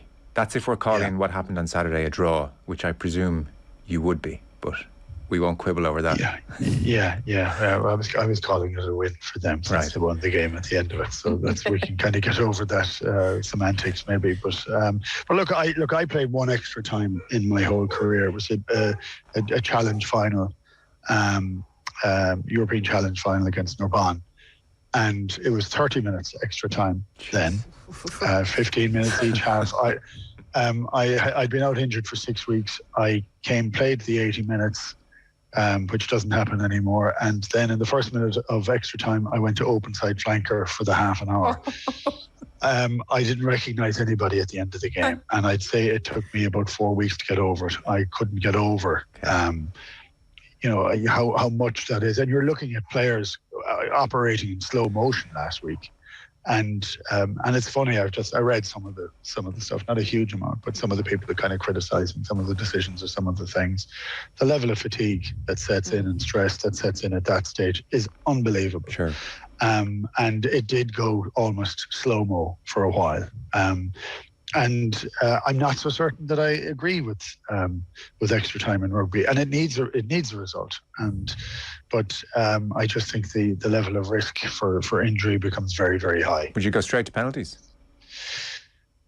Look, I don't like the penalties. I thought they were unbelievably exciting. It's the first time in years that I'd butterflied. Thank you. I'm sick all week of saying, God, penalties are really awful. They're the best thing ever. It was unbelievable. Yeah, they were extraordinary. I mean, they're not extraordinary because for Munster fans because they lost them. Sure. But it was unbelievable television. Give me that once a knockout stage. Yeah. And it was also nerve-wracking. It was a nerve-wracking game. All the kicks at the end, and when Ben Healy had the kick from 56 or 7 meters at the end, like it was. It just brought back kind of some of the reasons why you're interested in sport. Yeah. Like it was nerve-wracking, and it was. Could it go over? And if it does, everything is perfect. And if it doesn't, oh no, there's more dread because there's another 20 minutes. So I thought it was a phenomenal, exciting. Occasion. Well, we'll touch on that in just a moment. Fiona, and by the way, Alan Quinlan wasn't banging the table saying Leinster are going to hammer them by 15-20, but he just said, look, anything can happen, but I could easily see it happening here in Leinster's favour. Where are you then, Fiona? Final word on this game? I think Leinster win. I think it's actually going to be quite tight, so I think maybe 6. Okay. Now, we have the Munster Mafia here, as predicted. I don't know who's booking the guests on the show, but definitely a Munster fan. So just before we indulge in Per Munster, here's some tough love from Matt Williams. This is this morning on OTB AM, and he's just, he's talking about the general reaction to this game, and he was asked if this Munster performance is a harbinger of a turn in their fortunes and their style of play, and Matt feels actually for all the valiant efforts, there was still a huge amount wrong with this Munster performance. Just have a listen. And I think a lot of the reaction has been emotional. Let me also say I have huge respect for what Munster did. I thought they were incredibly brave. Their work at the breakdown, putting their bodies on the line, 15 turnovers compared to 6. Peter O'Mahony was truly inspirational. But I've got to add, they were tactically appalling. They should have won that game going out. Toulouse lost 2 backs. They only had 2 backs on the bench. They had a 6-2 split on the bench, 6 forwards, 2 backs, and they lost 2 wingers. So at times, even in the last scrum of the game, Toulouse were really exposed at outside centre. And even though Chris Farrell had gone through at outside centre before and put Haley over, that was the only time. That's the first 5 minutes of the second half. So there's almost another hour of rugby coming up. That's the only time they went at them. They kicked the ball away 71 or 72% of the time. Like, that was disastrous. Forget the penalty shootout. Should never have got the penalty shootout. Munster should have won that game. Toulouse were on the racks. Look, I think there's still huge weaknesses in Munster's attack. And you've got to also say Toulouse completely unpicked Munster's set play defence. They scored a set play scrum and they scored a set play line-out tries. Now, that's unheard of. Then Munster scored 0 metres going forward with the maul and their scrum was in trouble. Look, I think you've got to be... And I know the Munster supporters are going, oh, Matt Williams, your Leinster and all this, shut up. Look, I do think you just got to be really honest. I thought it was hugely brave. I thought Munster should have won, but I also thought there were massive, massive problems that were exposed there by Toulouse. And here is the plus for Munster. Despite all of that, despite all of those negatives, most other teams would have been beaten by 20 or 30 points by Toulouse, and Munster weren't. Munster have what other teams don't have. They understand Europe and they have the courage and commitment that requires to win in Europe. That's the basis of getting ahead in Europe, and a lot of clubs don't have that. You saw Leicester don't have it. Munster have it, but they're still a long, long way off technically and tactically and personnel-wise. There we are, Matt Williams speaking on OTB AM this morning. So reaction to that, Keith?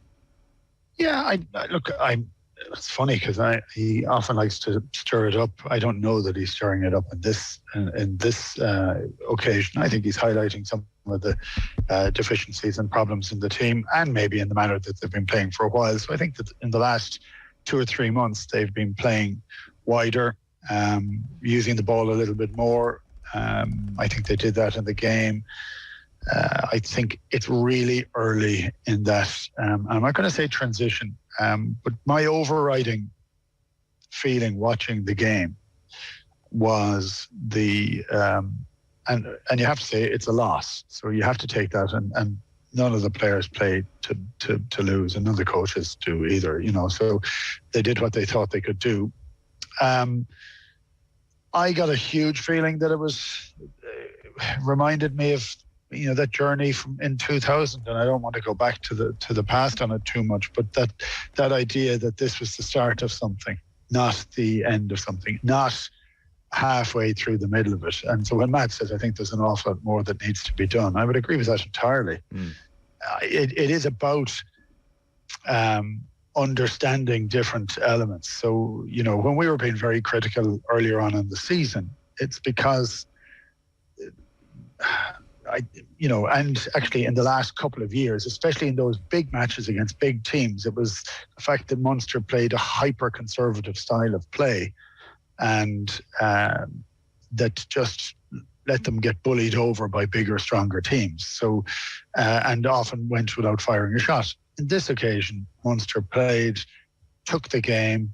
It was exciting. There was a fair bit of kicking. I still think a bit too much, but there was a lot of it. But there was a huge amount of not just of effort, and they were well beaten in the pack at scrum time and at maul time. But they didn't they weren't kind of worried about that. They were just dealing with everything else, and they were in a position to get there, and it didn't happen for them. And when he says that Toulouse were on the rack, I thought Munster were on the rack for large parts of that game. They almost had no chance or no opportunity to do anything, and the fact that they managed to stay in it was a huge testament to their belief in themselves and their ability to actually eke out scores when they needed to. But for me, it looks like the start of a journey. So how can you use this to build, and where do you go from building this on? That's the piece that for me was why it was very exciting. I don't think anybody is saying that was a perfect performance. And if it was, it's not good enough because it didn't win. But there's lots of reasons. You could say there was loads of injuries. there was a whole variety of different things that if they had other players in there, they could have done different things. For me, it was the intent and the manner in which they played was at a far higher level than they have gone this year. So for that, I was happy with that. And I think that that is part of the journey, hopefully the start of something that goes to a more exciting and more winning brand if possible. OTB